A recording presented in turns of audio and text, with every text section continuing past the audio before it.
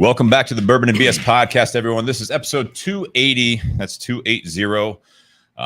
We are doing something different tonight in part one. We're still featuring a cigar, but we are doing a little bit of a little bit of an education, I guess you could say, on the tobacco that goes into this brand's cigar. And we'll be smoking something called fumas.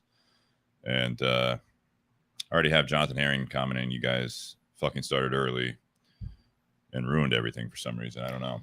You know, you try to start on time, or now the 8 o'clock's the new norm, and we started 5 minutes before 8, and it's tough. For those that listen on the audio after the fact, you guys don't know what I'm really talking about, but you can imagine. So, Nate, how are things?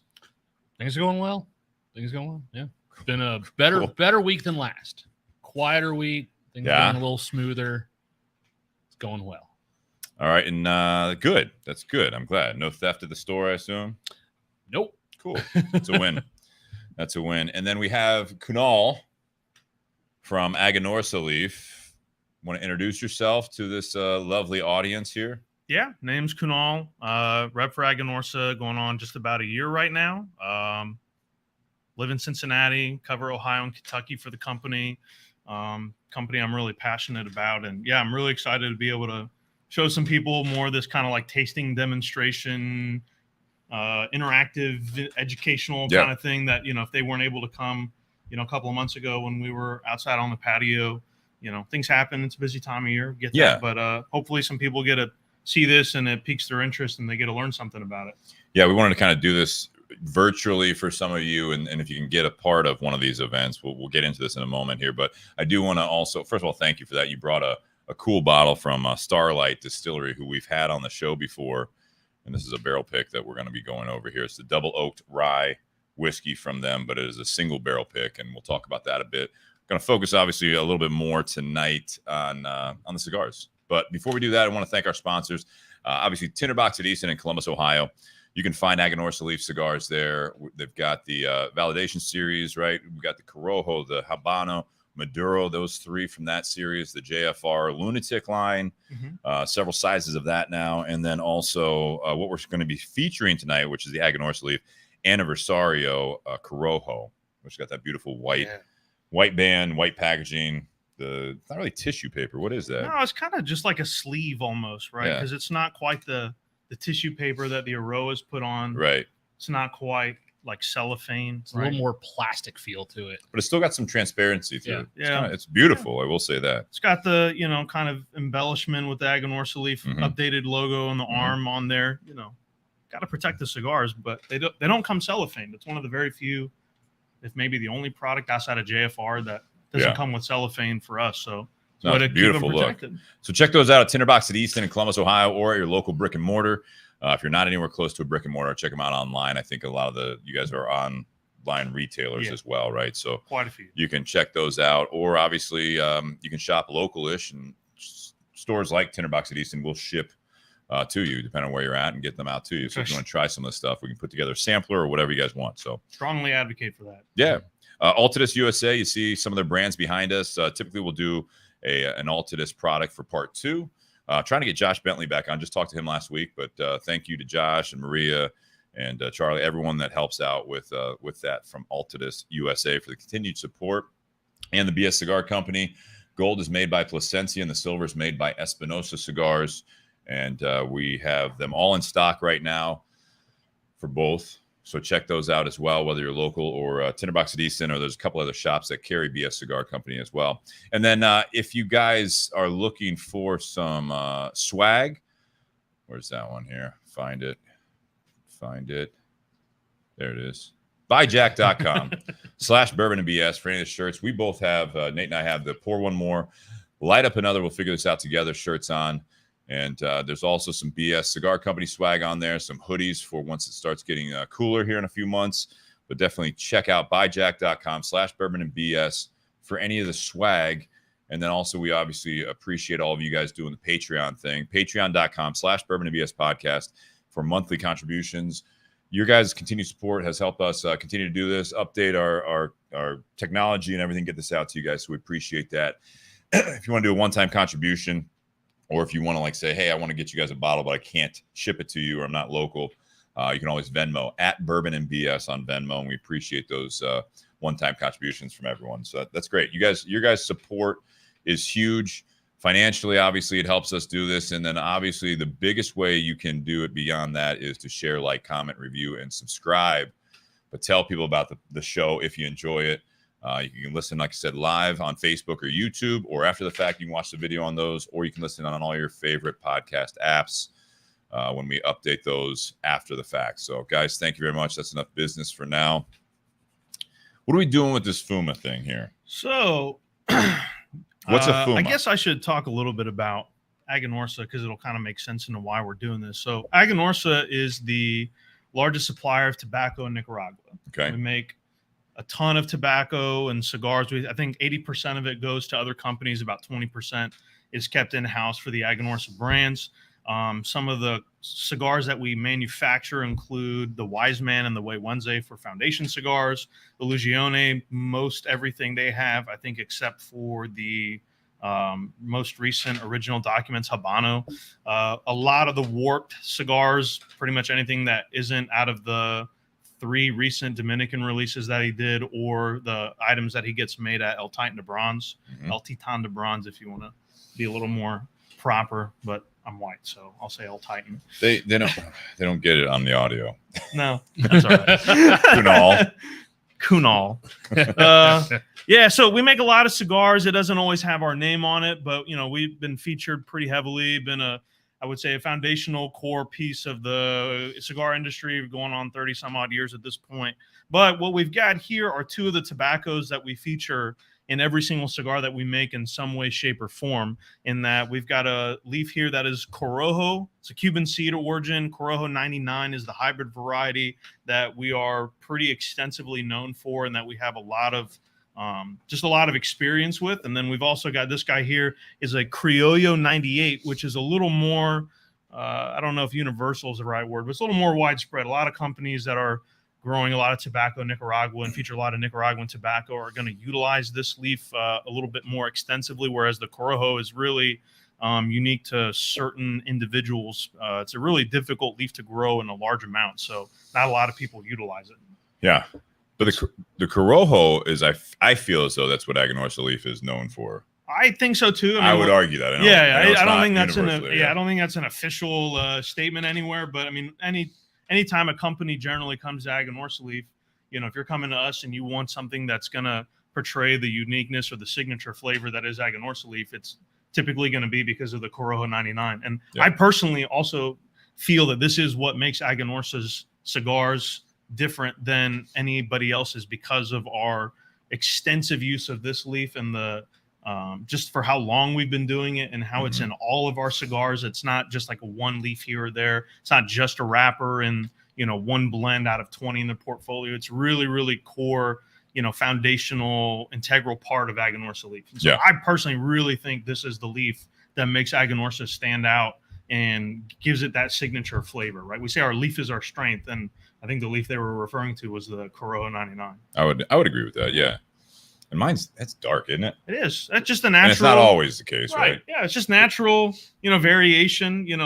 Nothing is dyed or colored or tried to kept that way. Sometimes it grows a certain way, and that's why most of the time filler and binder, the color can be a little bit different. The wrapper's got to look as uniform as possible since it's what's on the outside. But natural variation in the tobacco. Observation there.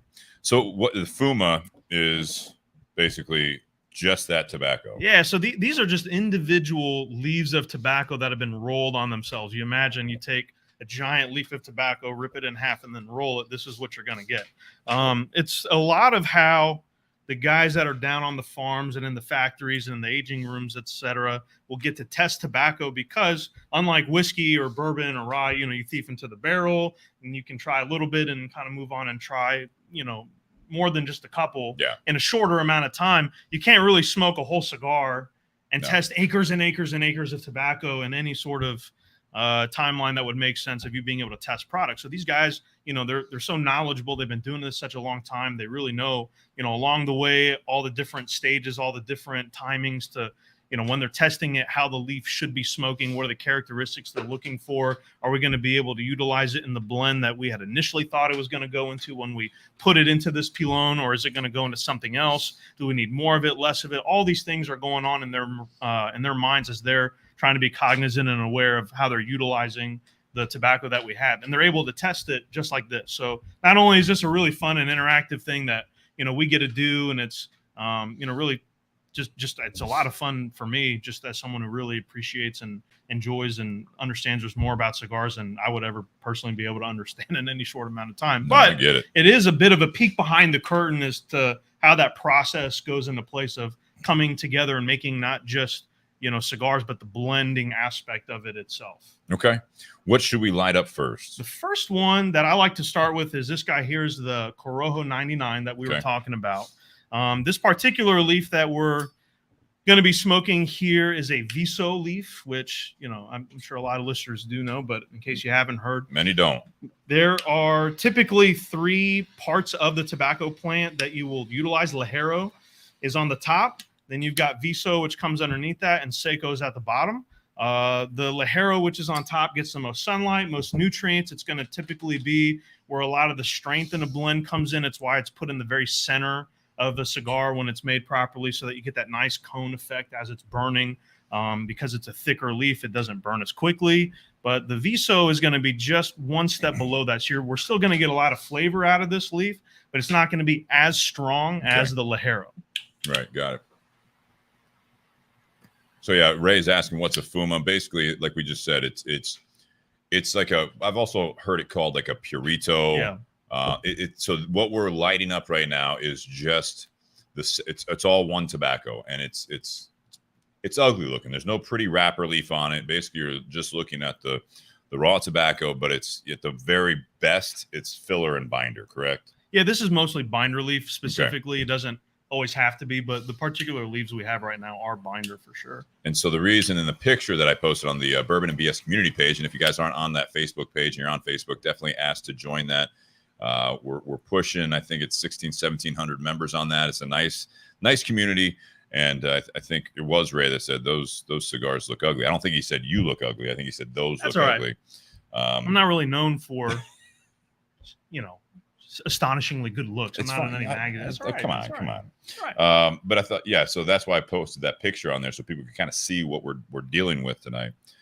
And the 99 means what on there? That is the reference to the first year that this particular hybrid was commercially or available for commercial use. So this particular leaf is not only from 1999, but that's when the variety was kind of created and kind of around for widespread use. Okay. And the point of a fuma, to Ray's question there, to taste the tobacco. Basically, you're tasting the ingredients of a cigar, and this is how you get to know as you blend, especially, or in this case, especially when you do these type of events like you did here locally about 2 months ago or whatever it was. Yeah. Month and a half ago. I think it was late June. It was around Father's Day, wasn't it? I thought it was late. Yeah, I don't know.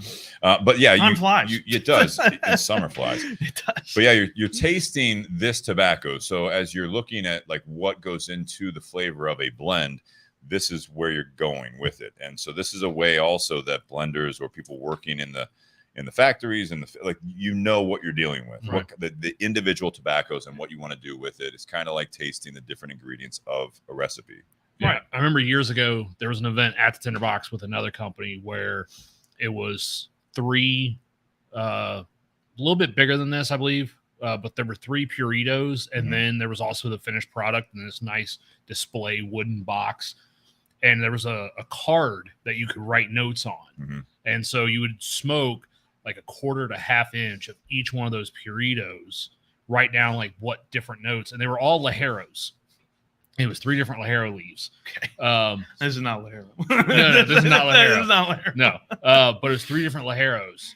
And then you would smoke the final product. And all 3 of those leaves were in that product. So then when you're smoking the final product and you're getting those notes, now you know where those flavors were coming from. Yeah, and so like, to continue those questions about this, so is it typically for use in the manufacturing process? Yes, but mostly in the blending process is where you're going to be finding this. And again, from a consumer standpoint, doing this, it does kind of give you insight on why the cigar tastes a certain way, what tobaccos you might like a little bit more as part of the blend. Similar event, we did this, and these two tobaccos especially are used in every cigar we make. There you go. So that's the way that works, because we did another event similar to what Nate's talking about, and it was kind of one of the three was the wrapper leaf of the blend, one of the three was the binder, and one of it was part of the filler, and there was kind of a going beyond that as well. So it's cool. A different take on doing this, where you can you train your palate a little bit of you smoke this, you're trying to learn like what does Corojo 99 taste like.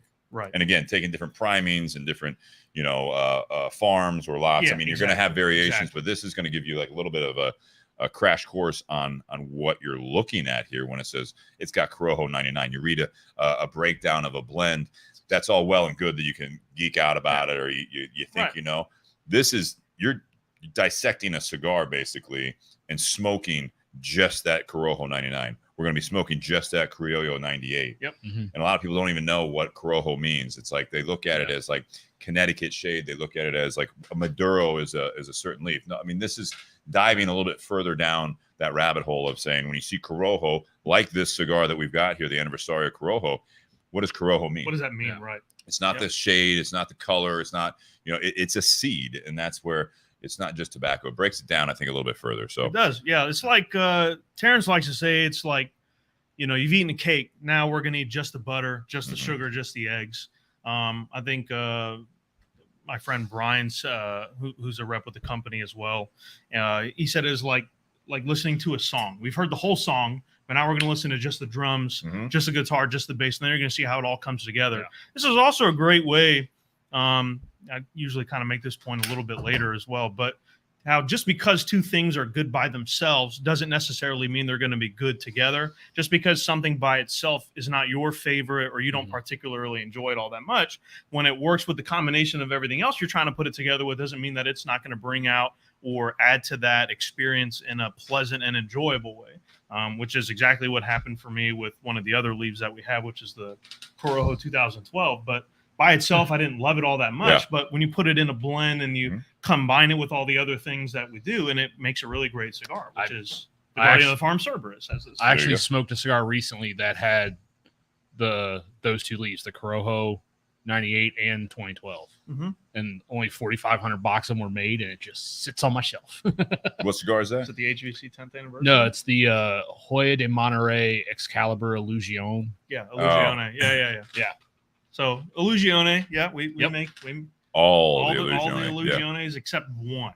There's like one single cigar in his entire portfolio, to my understanding, that is not made by us, and it was the most recent Habano release that he put out. But everything else, the audience is. Can you turn him up a little bit? I think it's AJ, because he had a relationship with one of the guys that's involved. There's another podcast he did an interview on at PCA last year, and it just got released a few weeks ago, but I was listening to that, and he had mentioned that he had a relationship with one of the guys that's currently involved with AJ, so he made that cigar with him. But everything else, whether it's the project that he did for Hoya de Monterrey, whether it's the original Documents line, whether it's the Ultra, the Epernay, the Fuma d'Amour, all the great cigars that he's able to make out of there, it's all made by us.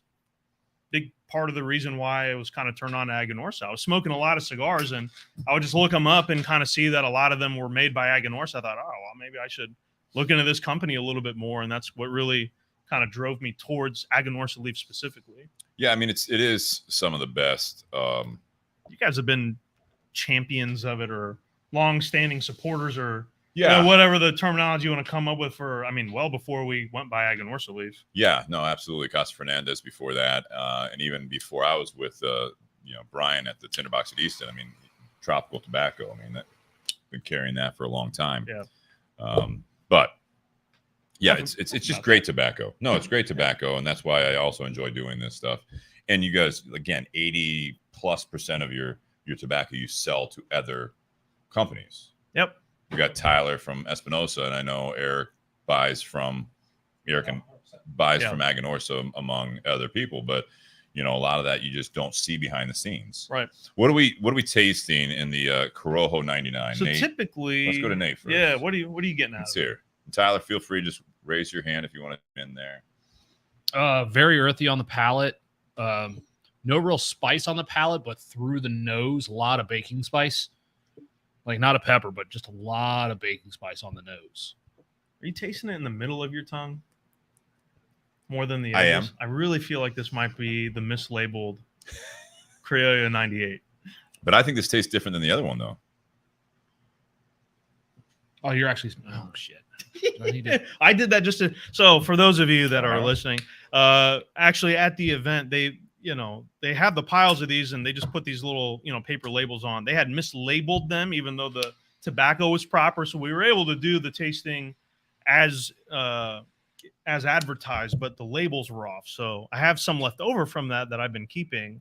And I hope that I am not misleading us here. Do you have any? I'm gonna grab some from the other bag I just got. Let's figure it out. Yeah. Let's figure it out. These two? Different from I each think other? they're different from each other. Maybe we just grabbed the C98 first instead of the C99. Well, I don't know. Just the other way around. Let's get this right. This has almost like a little sweetness and nuttiness to it. The second one? That's a crow. All right. So I was curious about this. nailed it. All right. Yeah. I was like, I kind of, I'm not an expert, but I kind of know this. I know this leaf pretty good. This one, the unlabeled. So this is what we think is. So the C99 is the Criollo, we think. So again, this is something. Granted, we're live, so you can't really go back on this. But I will say that's where you have a guy like Kunal, and you get into this. They do taste different. So if you know what you're smoking, or you've done this before, obviously this is your part of your job here, is that you can tell the difference between the tobaccos. You could have taken the band off of all of these. Yeah. And we still. This is more front of the tongue. Yeah. This is the Corojo. It's immediate. And so the first time I did this actually was when I was still working just on the retail side of things, and I was able to do, as we call this, the Aganorsa experience. Came by and did this demonstration, and it's immediate. It's not something that you have to have necessarily an expertise or a trained understanding to be able to pick up the differences between the two. And that's something that I also really enjoy about this. A lot of people, when I was working, in the shop, they'll come in and say, oh, well, I'm not an expert. I can't pick up the difference between any of the cigars. I don't think that that's true. And I don't think it's necessarily anyone's fault in particular. I think it's something that we just kind of feel as we're just starting to dabble into certain things. Well, I don't know any better, so it doesn't really matter.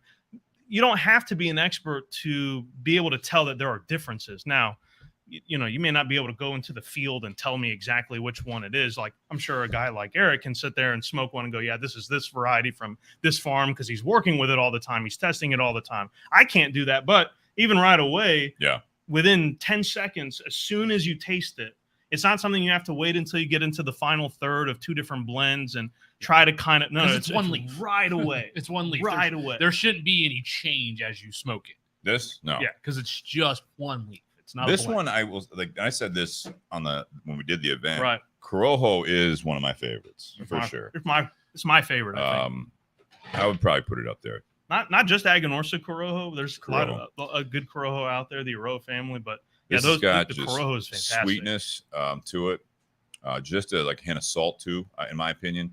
And the retrohale is just completely balanced. Where the other one, that's where I'm glad we discovered this, because the other one was talking when Nate was talking about it. It's like it was very in your face through the retrohale, and this is not. Mm-hmm. This is, and I could smoke a puro of this, right? Like an entire cigar. Yeah, I love the flavor of this tobacco, and I think that's where it's cool for you guys if you're able to do an experience like this with Aganorsa Leaf. If you have a local shop that's doing this or offering it, or absolutely, if they carry Hey, Aganorsa Leaf, especially already. I know Terrence can do these things remotely as well, if possible, with the shop. You can get people together and they can send you the fumas and run through this type of a thing. Yeah, we did that with another shop here in Ohio that, it was the wintertime. It was actually, of course, the day that we had it set up was the Bengals playoff game in the championship round, so we kind of had to shift some things around a little bit. Playing But there, yeah, we did it virtually. We had set it up well before they Yeah. had advanced, and we knew, of course, they could have had the other time slot where the Sure. NFC game was, whatever. Just worked out, of course, that it was during the Bengals game. And but I was able to do it virtually with guys, so we sent them to the shop. They came in and got like a little care package, if you will. It came with a cigar that we were featuring that had one of the tobaccos, and another cigar that had the other tobacco, the fumas. And so I got to go through and do it with everybody. And again, it's immediate, it's right away. It's Yeah. a really cool way to be able to do this. I absolutely love this Corojo tobacco. I love the retro hail on it. It's got that nutty sweetness is the flavor that I personally look for when I'm smoking an Aganorsa. Like, yeah, man, that's the flavor that made me fall in love I agree. with that tobacco. I agree. And I mean, a little bit of background. One of the reasons, and we won't. I mean, it's there's no ill will there, obviously, about that. But when we first did the BS Gold, Yeah, we utilized when you guys were called Casa Fernandez before you Right. went through the changes more recently, where it seems like things are definitely not that they were bad before, but I mean, I think there was obviously the timing of us parting ways with that project with Sure. with your company. It was right before it changed to Aganorsa Leaf, right before Terrence got in there, right before you had like these changes in the company. And so I think it was just a timing thing at that point. Yeah. But I mean, the reason we initially went with was because of that Corojo tobacco. I mean, it's hard to beat. It really is. If you know a cigar has some of their, especially your Corojo, yeah, I will say if you like that flavor, you will not be disappointed. And that's funny. One of the things with, like you mentioned Illusione, you mentioned like obviously your own brands, the El Owense, right. some of the warp stuff as HVC, well. Viaje, Everyone's utilizing Sindicato. a lot of the same similar tobaccos, right? But there is this common theme. But when you get other heads on there, and it's not just your team, and you have a third party coming in, right? And they're making the Yeah. cigar and they're blending with your tobaccos, you're going to get different products. They're not all the same. You're going to have different blends and there's going to be different flavors. And it was really interesting when we were actually down at the Miami when it was, I think you guys aren't doing anything out of that factory anymore other than distribution. No. So Elizabeth, she's our sole remaining, level 9 roller. She makes these there, and we still have a rolling room back there. She's the one that, she's able to make the Lanceros and all that kind of stuff. But yeah, during COVID and, just Didn't make sense. Yeah, it just Nicaragua is stuff obviously happened. more efficient to do that type of stuff. I'd imagine. Unfortunately, weren't able to keep the rolling force there for that reason. You never know what comes down the line. You still have that room. Yeah, I'm you sure. never know. It's set up Turned there. into a home gym, like when someone goes Yeah. to college, right? Yeah. Yeah. Terrence is in there, there. busting out. It's like, I want the bench over here. I need a squat rack over here because you got the whole arm thing going on. So Yeah, maybe listen, part of it for a while you can change into a little Recently, home gym. Fabian Ziegler, who Yeah. long time with Drew Estate, is recent addition to the team. Everyone's really excited. He's very excited. I got to meet him for the first time at PCA. We have a great video of him being put through his paces. This validating, this it's very serious training, and you can't just show up day one and be strong enough to handle it. So if you check out like the Instagram page or the Facebook or YouTube and look up Aganorsa Leaf and PCA, there's some great videos of Nice. Fabian going through being put through his paces of I'll being check those trained. out. I've not Yeah, seen those yet. I'll share them with you. They're pretty good. I really like some of the stuff we're putting out, but Yeah, social media presence has grown and grown. I mean, that's Terrence the is name of the game right now. He is obviously. great. I don't know how he does it. Everyone asks me, does he have someone with him? No, it's all Terrence. All of his posts. You just grab someone. Hey, point this camera at me. Right. Yeah. It's him. He's doing it all. And we had him on the podcast remotely, not too terribly long I ago. don't think it was that long ago. 6 months. I Maybe. have no idea. You remember that? Yeah, because we just Cool. started. Cool. Oh started working yeah. together I with remember the me end. about- Yeah. Yeah, I remember the end of that. All episode. right. Okay. I All don't right. know. The Criollo 98. Let's move on. No, Move it was on a by great moving one. back. Yeah. Okay. He had something come up at the end, and it was like, all right, well, we're cut his feed for All now. Like he's got to deal with something here. So, Okay. but that was at the very end. It was a great Sure. interview, honestly, and that's what happens again when you're doing things live. We can't really. Right. All right, we're gonna cut this part out. Something came up, Yeah. To your point, that's another thing that. First and foremost, I will say, even though I am a rep with Aganorsa Leaf, I'm really just a cigar enthusiast. I'm a nerd through and through, have been early in my years. I got picked on and made fun of for it. Nowadays, it's cool to be a nerd, and I'm kind of like the grumpy old man, like shaking my fist. Like, these nerds, God, it's so easy. they're not getting picked on in school for being a nerd. What the heck is that? I got made fun of all the time for being. Anyway, I don't want anyone to get bullied. You can do it professionally. Yeah.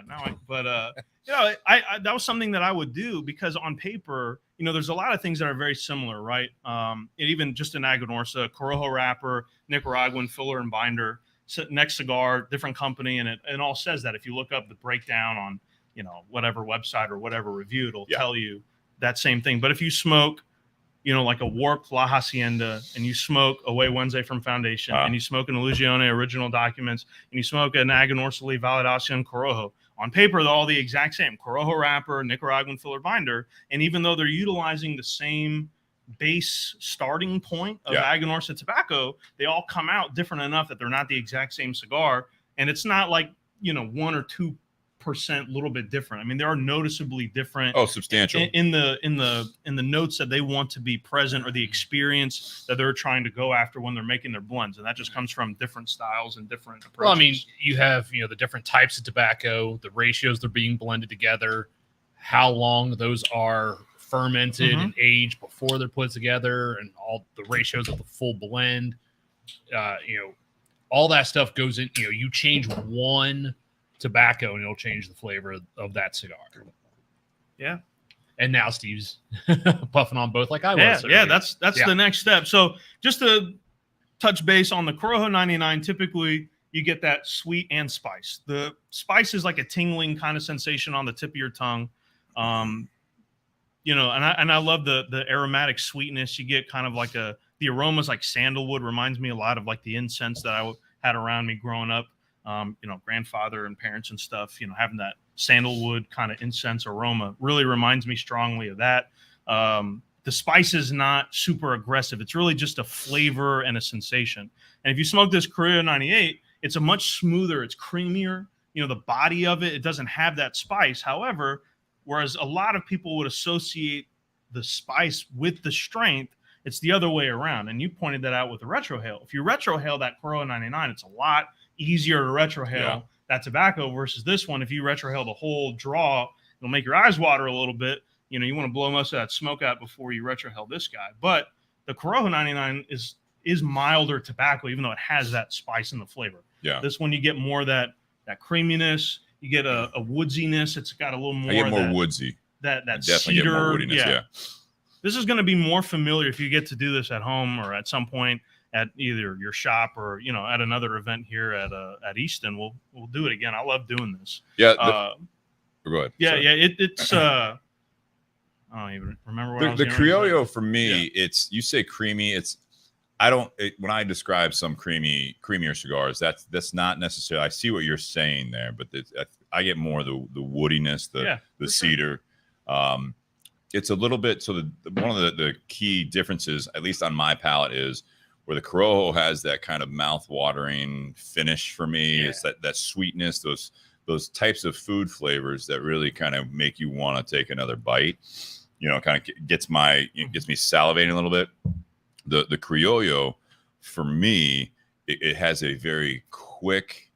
It's still on my palate, but it's like a more abrupt, blunt finish. It's a little drier on my palate, because it's not getting as much. Again, me salivating for more of it, which is why for sure I could smoke a Purito of Corojo tobacco, I think. And again, on a bigger ring gauge, it would be super balanced on its own, in my opinion.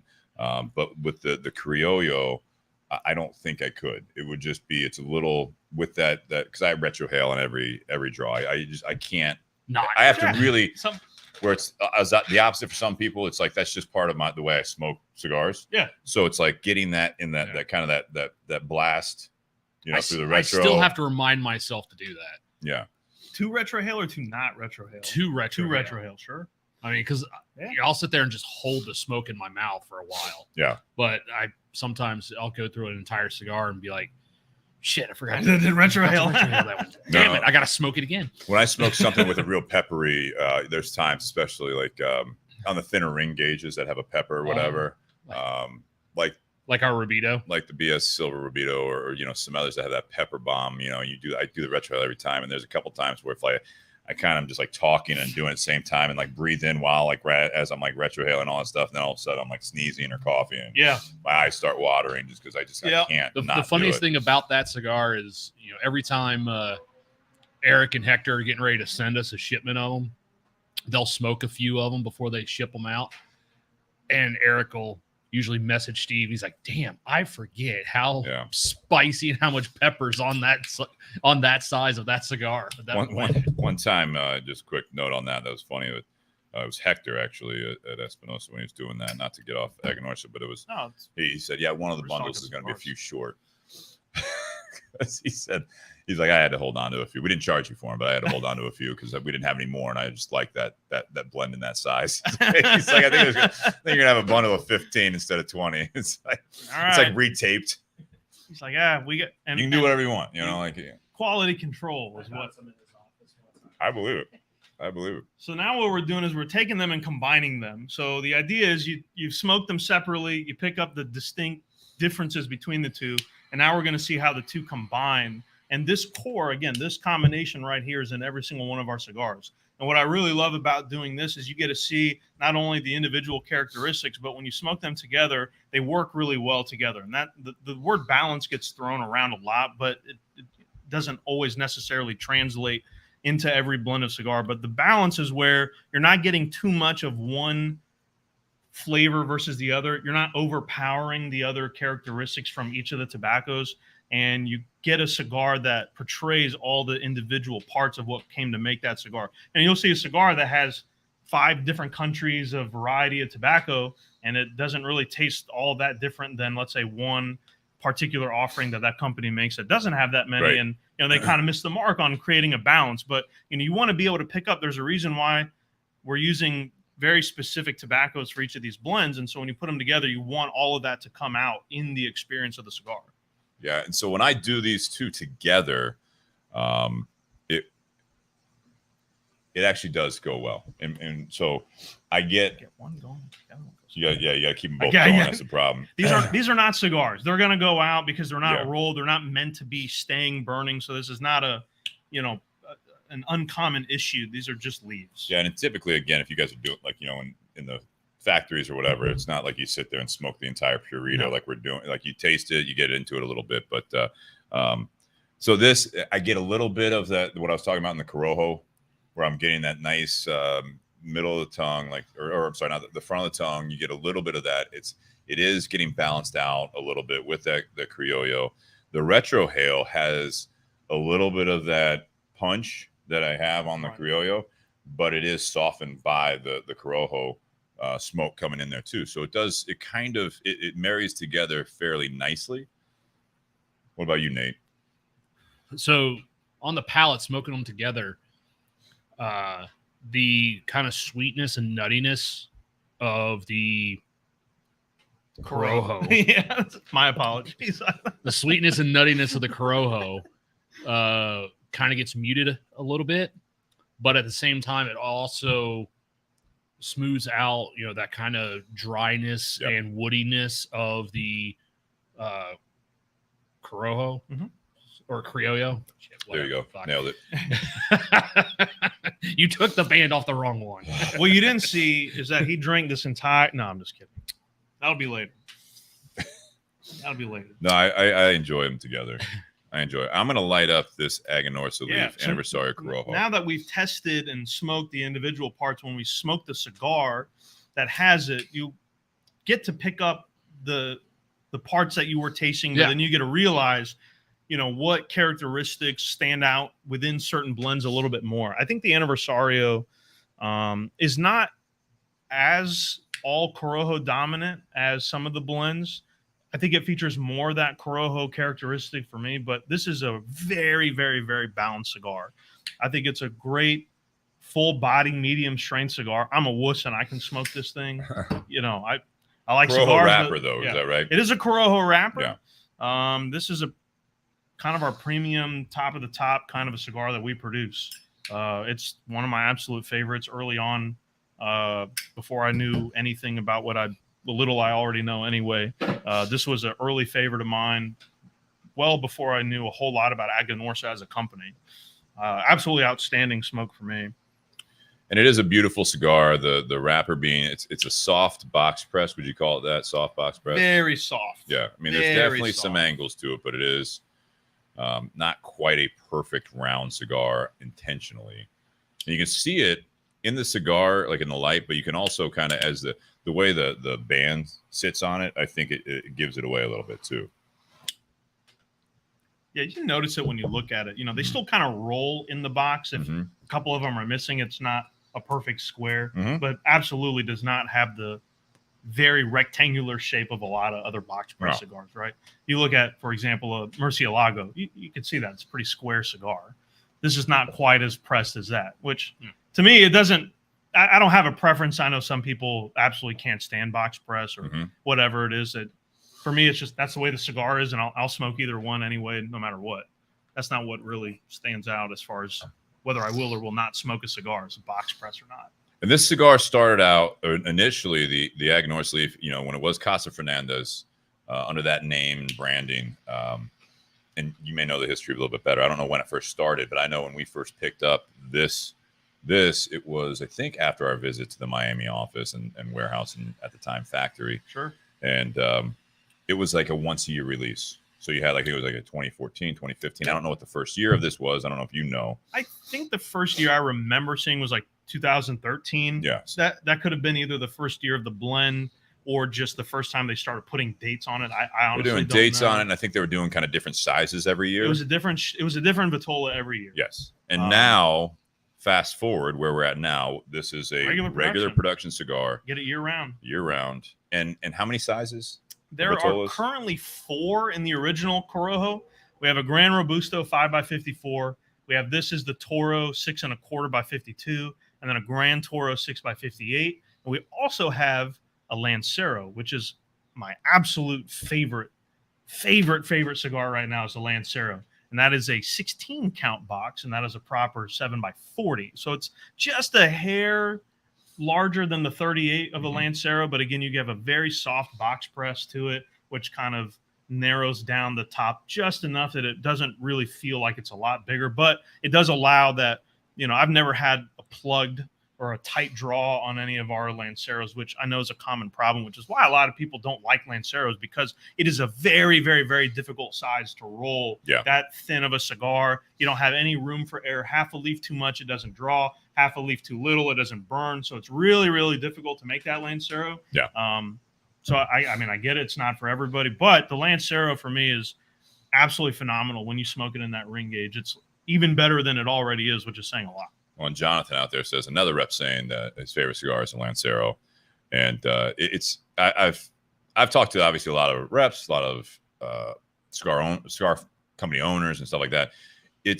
And retail side, it's a great size. I would consider it like one of the kind of, not cigar nerds, but like really classic sizes. Yeah. From a selling standpoint, it's a tough one. I mean, it's not your Toro. You know, you got the Robusto, the Toro, now the 60s are up and down, and you guys with the JFRs and stuff like that. I mean, now you're seeing it's the most popular size that doesn't sell is the Lancero. And that's it is hard to blend. I mean, I remember I had a conversation with someone in the industry, those that aren't as familiar with those that are in the industry, Steve Saka. He's a very straight shooter, and he even told us, he's like, I like Lanceros. I hate making Lanceros.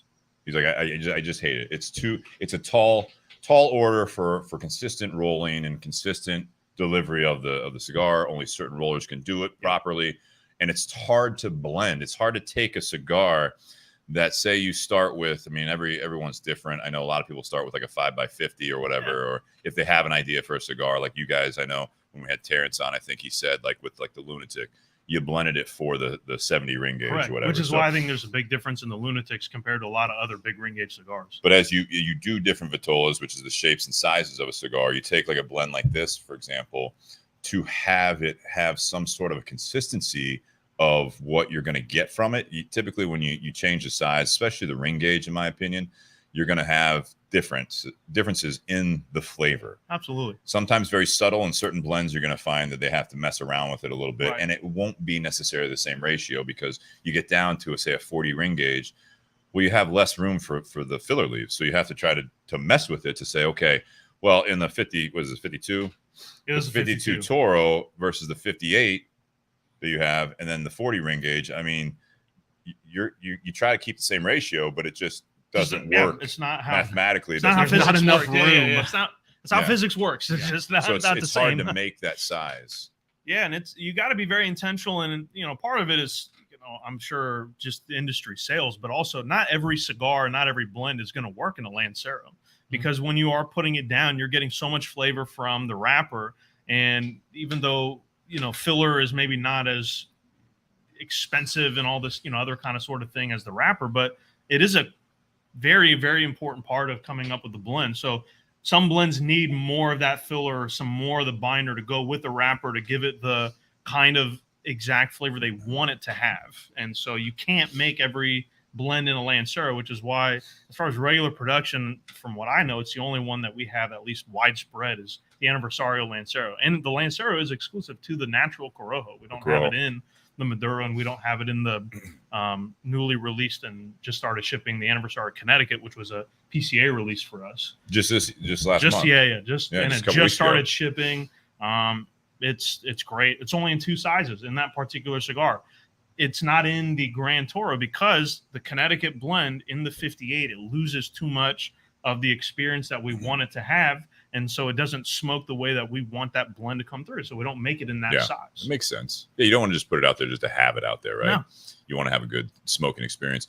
Your Connecticut, is it are you guys growing it in Nicaragua, or do you know if it's Ecuadorian or true Connecticut? It is an Ecuadorian Connecticut. Okay. The only 2 leaves that we get outside of our own farms are the Ecuadorian Connecticut wrapper and the Mexican San Andres wrapper, which is on not all of our Maduro cigars. It's on several of them.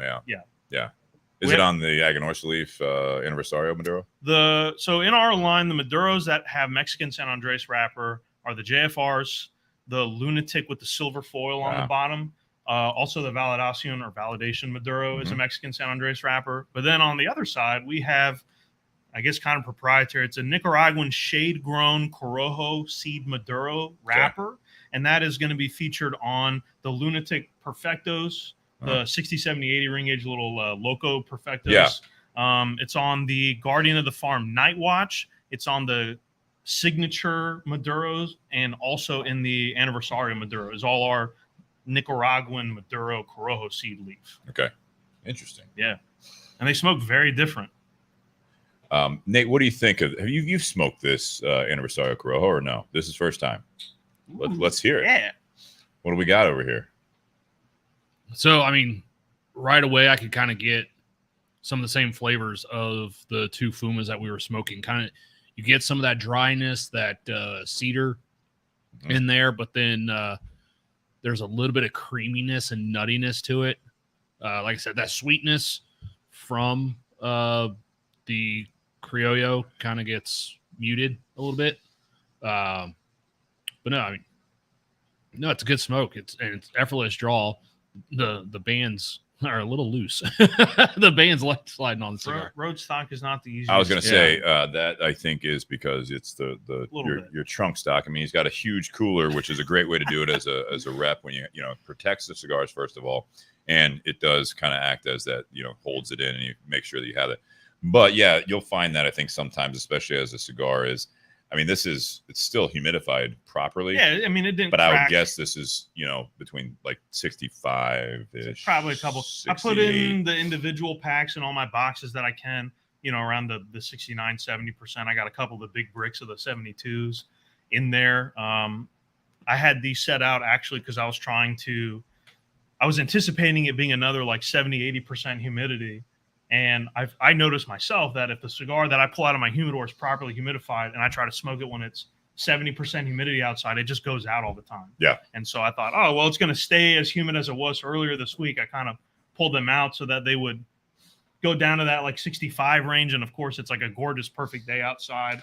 I don't feel like I'm, in a swamp. No, it feels great. And I will say that with this cigar, even in the humidor at Tinderbox at Easton, I mean, we are constantly messing with our humidification just because it's with the storms coming through, with it going from like 95 degrees down to back to 80. And then overnight it's in the 60s. Sometimes overnight it's like 80 still. And you do get that in humidors, whether it's in your own home or if it's a walk-in, whatever. I mean, you do have to monitor that and make sure that you're watching that, because you can have, even at home, those that use like the Bovedas or whatever brand you're using. If you're using gel jars, if you're trusting just the distilled water, you got to kind of stay on top of that, because even though the two-way systems are supposed to take control of that, they're adjusting constantly. So you're going to have that, and depending on how many cigars are in there, as far as that goes, and the fluctuation of your environment, right? You go to a place like Florida, it's humid all the time, so the range may not be as much. And shops there have the opposite problem. They don't need to pump in humidity. They need to make sure there's not too much in the dehumidifier, which is totally bonkers to me when I went to the office expecting there to be like a giant room and a bunch of humidification systems, and then it's like essentially a giant walk-in fridge to reduce the excessive heat and to make sure that there's not too much humidity. And there's like, it makes sense now that I think about it, but it wasn't what I was expecting when I went down there. When I had the opportunity to speak with Hiroshi Robaina down in Cuba, it was like one of those things where he started asking me questions about how we store our cigars in the Midwest of the U.S., because down there they're worried about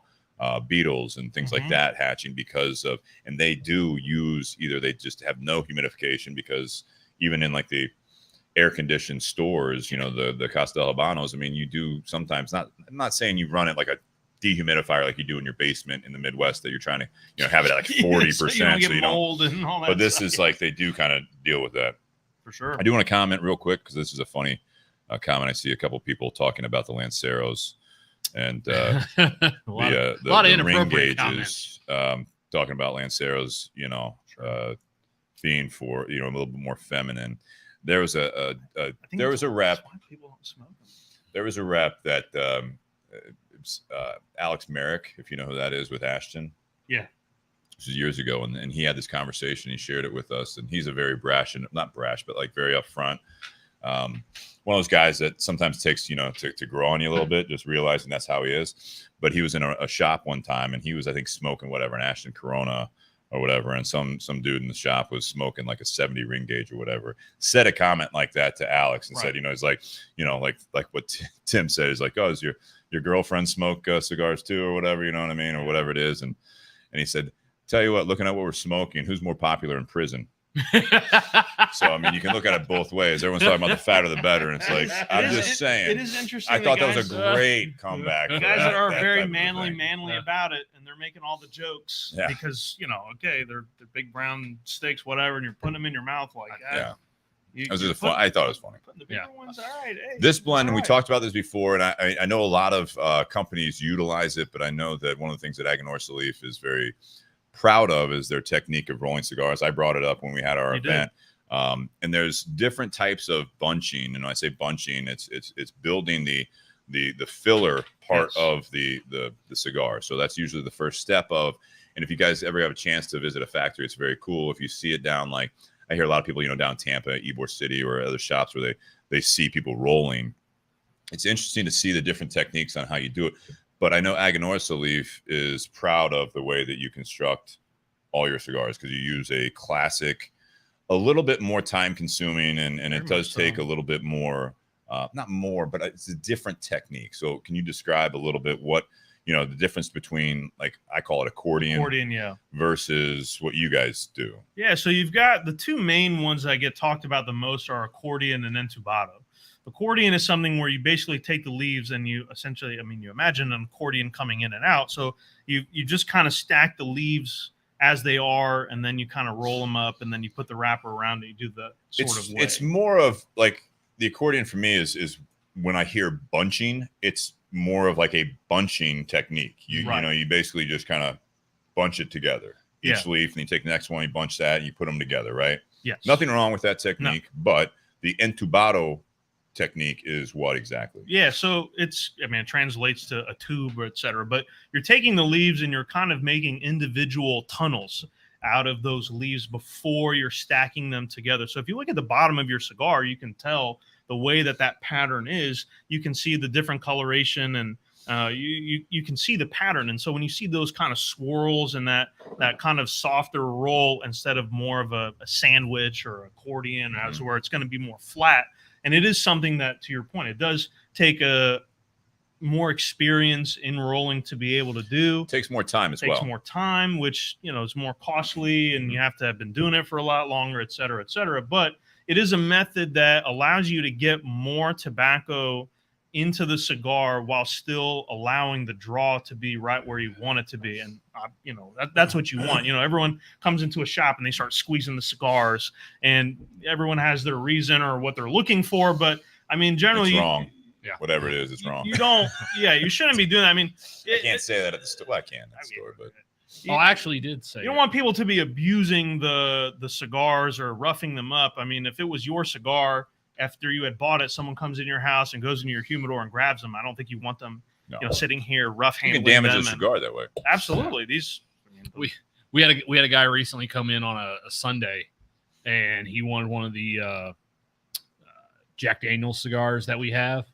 And I was like, yeah, we just got them in. He goes, oh, so they're probably like super soft. And I grabbed one because he wanted one. And he's like, can I hold it? And I was, Sure. Here you go. And he's like, oh, yeah, that's way too moist. So he wasn't going to get one. And then Todd speaks up and goes, well, there should be some drier ones down on the bottom. And this was a full tub. Yeah. So I was like, great, Todd. Now this guy's going to finger fuck every cigar Hopefully in not. that tub. You could have found it for him. Yeah. I was going to show real quick, and this is tough to see on the screen, but, you know, I got a paper towel here, and like the accordion would be basically, and I might be exaggerating a little bit, but you take, say this is the tobacco leaf, and you would literally just kind of do this. You know what I mean? Like you kind of just do it like that. That's more the accordion style. Yep. So again, nothing wrong. You take another one, you do that, you put it up against there. The entubado is more or less, you're taking it, you're rolling it up as kind of like more like that. This is just an example. Yeah, you're creating a tunnel. And then you've got more of a tube or the entubado, and then you have that one, you do it with another one, you put it up against it. So there's still going to be some pressure. So it's not like it's like there's not gaping there's holes. Not like 50 little holes, right? It's not like that precise, but doing that, it does prevent a little bit of potential of plug.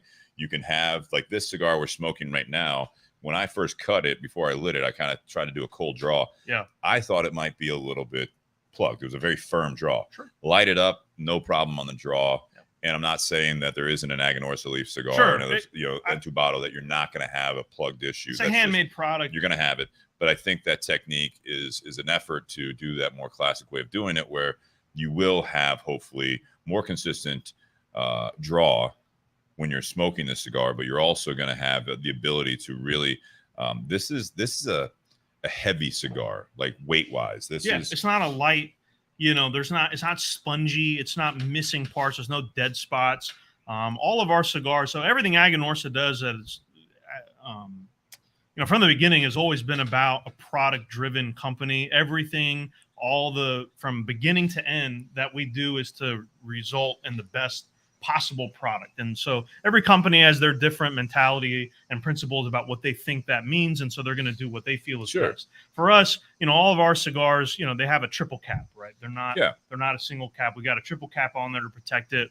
You're going to get a double binders. We feel a lot of flavors in the binder leaf because for us, when you're growing a leaf, the tobacco plant doesn't know it's going to become a filler or a binder or a wrapper, right? It's just tobacco and it's going to get the flavors that it gets, but it's really about the integrity of the leaf. And so the binder that we put in our cigars, as we were talking about blends and ratios and all that kind of stuff, double binder for us yields a lot of flavor. And that's what we're trying to do, is give the most amount of flavor that we can get out of our cigars. So not only are we doing an entubado process, we're getting a double binder, a triple cap, everything along the way so that we can get what we feel is the best. A lot of people like a really open draw because it's very easy. And by no means do you want a plugged or a hard draw, but what they call like a tick or two of resistance is not a bad thing either. This is not the loosest, most open draw kind of a cigar that you'll get, but to your point, and I'm having absolutely no issues with the draw on this. No. I don't have to sit there and like strain, like I'm trying to force more air out of it. You're not straining your cheeks. No, I'm getting an absolute perfect amount of smoke as it's coming in on the draw. I don't have to change the way that I'm trying to take a draw, just going about it casually as I do without thinking, and I'm getting a perfect amount of smoke to give me all the flavor that I want out of the cigar. Absolutely. What are we sipping on? So I brought you know, a lot of us, and that's actually kind of how I got into cigars, were a lot of the bourbon groups. So I live in Cincinnati, a lot of, you know, Northern Kentucky, you know, kind of spillover rye bourbon is very popular, a lot of bourbon groups.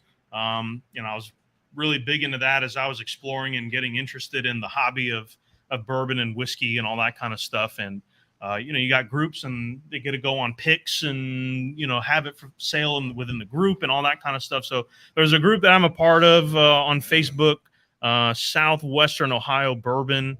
It's called SOB or Sober, SOBR, because they had to change it because, you know, Facebook and the police of shutting down groups, et cetera, as we're all more than aware of as we've gone through. But yeah, this guy here is from Starlight Distillery in Indiana. A couple of young guys, as you were mentioning earlier, doing all kinds of stuff. We featured the two brothers that are really in charge of the distillery. Doing all kinds of stuff, doing really cool, nerdy, little experimental, but, you know, they're not going so far experimental that they're not doing things, you know, kind of the traditional, the right way when they're trying to put out a product. So this guy here is a double oaked rye. So they age it and then they finish it in a second oak barrel. They've got all kinds where, like, you know, the heads of the cask are a different char than the staves. They do all kinds of stuff like that. So this is a double oaked rye whiskey. It's a barrel proof at 112.4 proof, and it is a 5-year rye, which, you know, it's pretty extensive aging on a rye. Rye really only needs like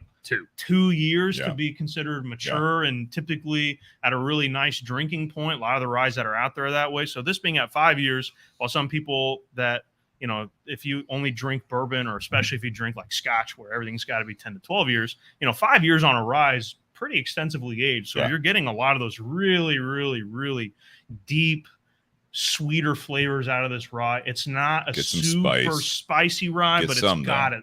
And that's what I really liked about this. And what I really like about a lot of our cigars at Aganorsa is that there is spice and there is sweetness, but again, that balance. It's not all one or the other. And that's a combination that I found to be really favorable to my preferences. You know, I like spicy food, but I don't like super mega inferno death. Mad Dog 357 kill you. Chernobyl. None of that stuff. But I like the flavor of spice, and I like the flavor of sweet things. And sweet and spicy is a combination that I personally really, really enjoy. And so I thought that the sweet, spicier characteristics of this would go with the sweet, spicy characteristics of the Anniversario that we're smoking. I don't remember exactly when I got this, but I do remember really enjoying it. Got a great sticker on the back of Chris Farley on SNL. You know, ride down by the river. I love it. Yeah. Nate, what do you think of the bottle here? Oh, I love it. I, you know, right off the rip, I get some nice like caramel sweetness, and then a lot of apple. I get a lot of apple on this one. Okay. And then it's got a nice lingering finish that's got some spice to it. It's not super spicy. It's not overwhelming spice. Our studio audience won some. But no, so yeah, it's a double oaked. That second barrel is heavily toasted and then lightly charred. So doing that heavy toast instead of like a heavy char like the first barrel would be, that's where you pick up a little bit more of those vanilla and sweet notes than you know, that char will. Right. So a lot of companies will do a little bit lighter char or toast, or just do a toast on the flavors. Second barrel, because, you know, like a standard bourbon, you know, you're going to get maybe some dark, heavy fruit notes, you know, some heavy caramel type flavors, and then, you know, depending on who's making it, you know, maybe some cherry and stuff like that, especially if it's a Brown Forman product.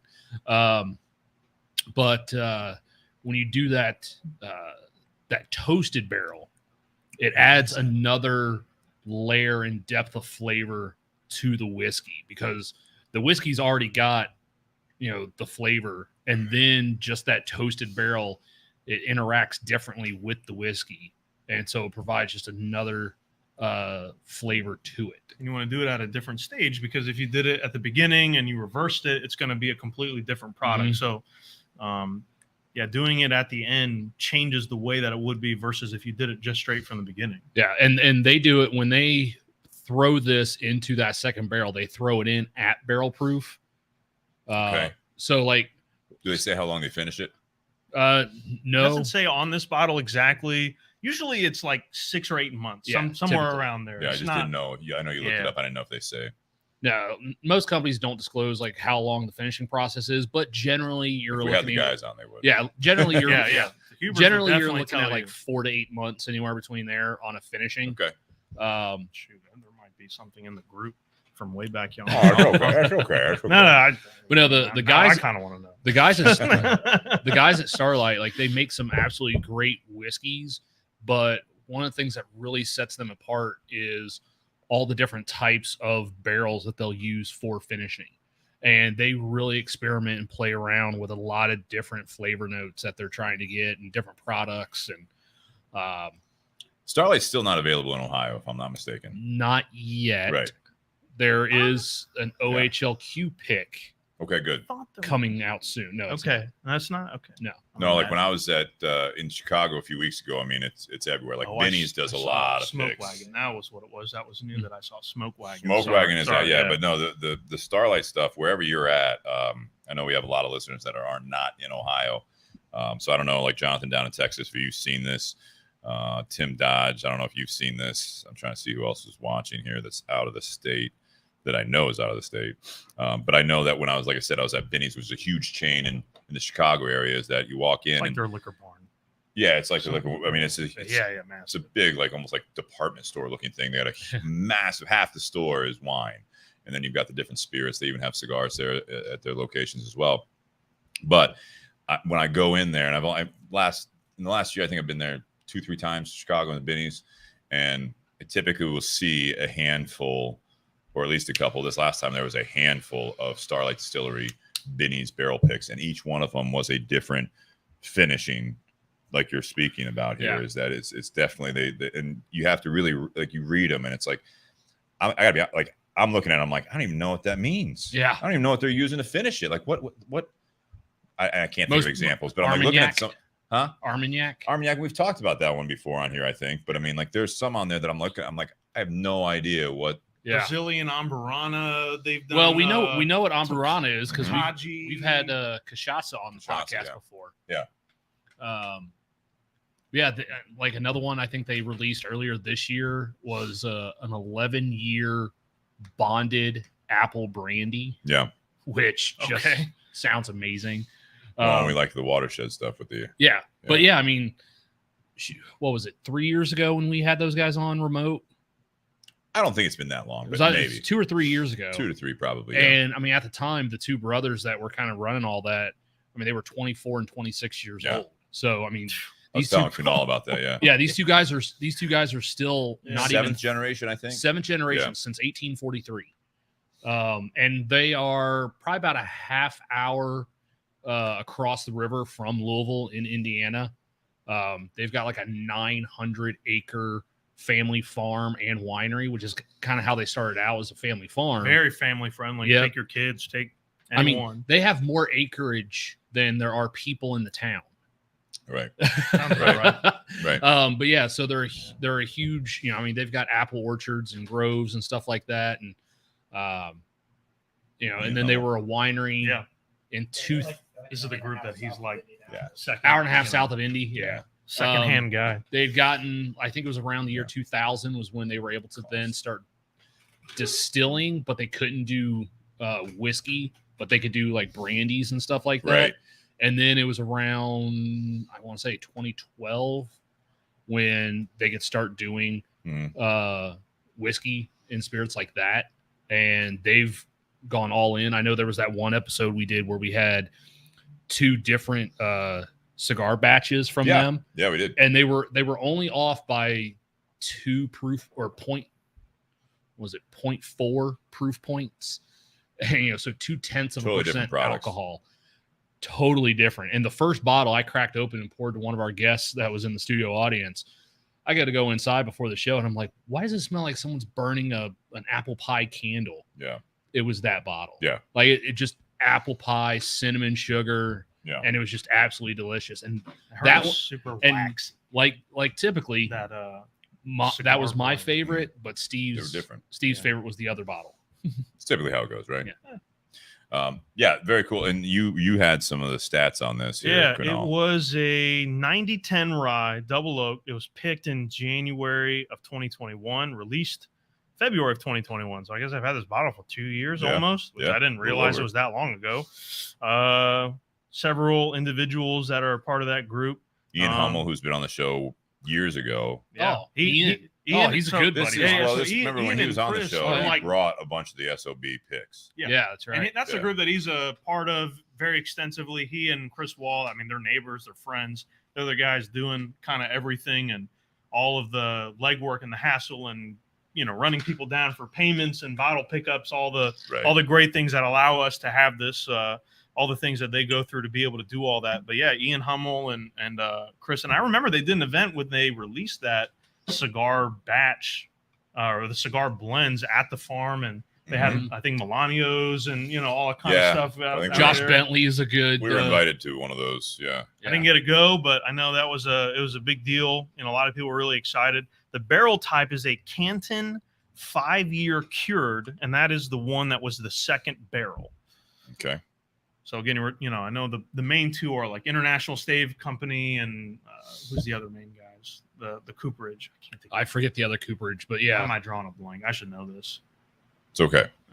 Anyway, yeah, those are two. A lot of the bigger guys use. There's a ton of people, able to produce different types of barrel staves and characteristics, which is again going to impact the end result. And these guys here at Starlight are just doing some great stuff with some things. Definitely check them out. I mean, anything you see. And like this, it says the original cost was $70 on your list there. But I mean, I think most of theirs that I've seen in this range, the rise and that, maybe not the 11-year. I don't know. But it is around, I think, like 79.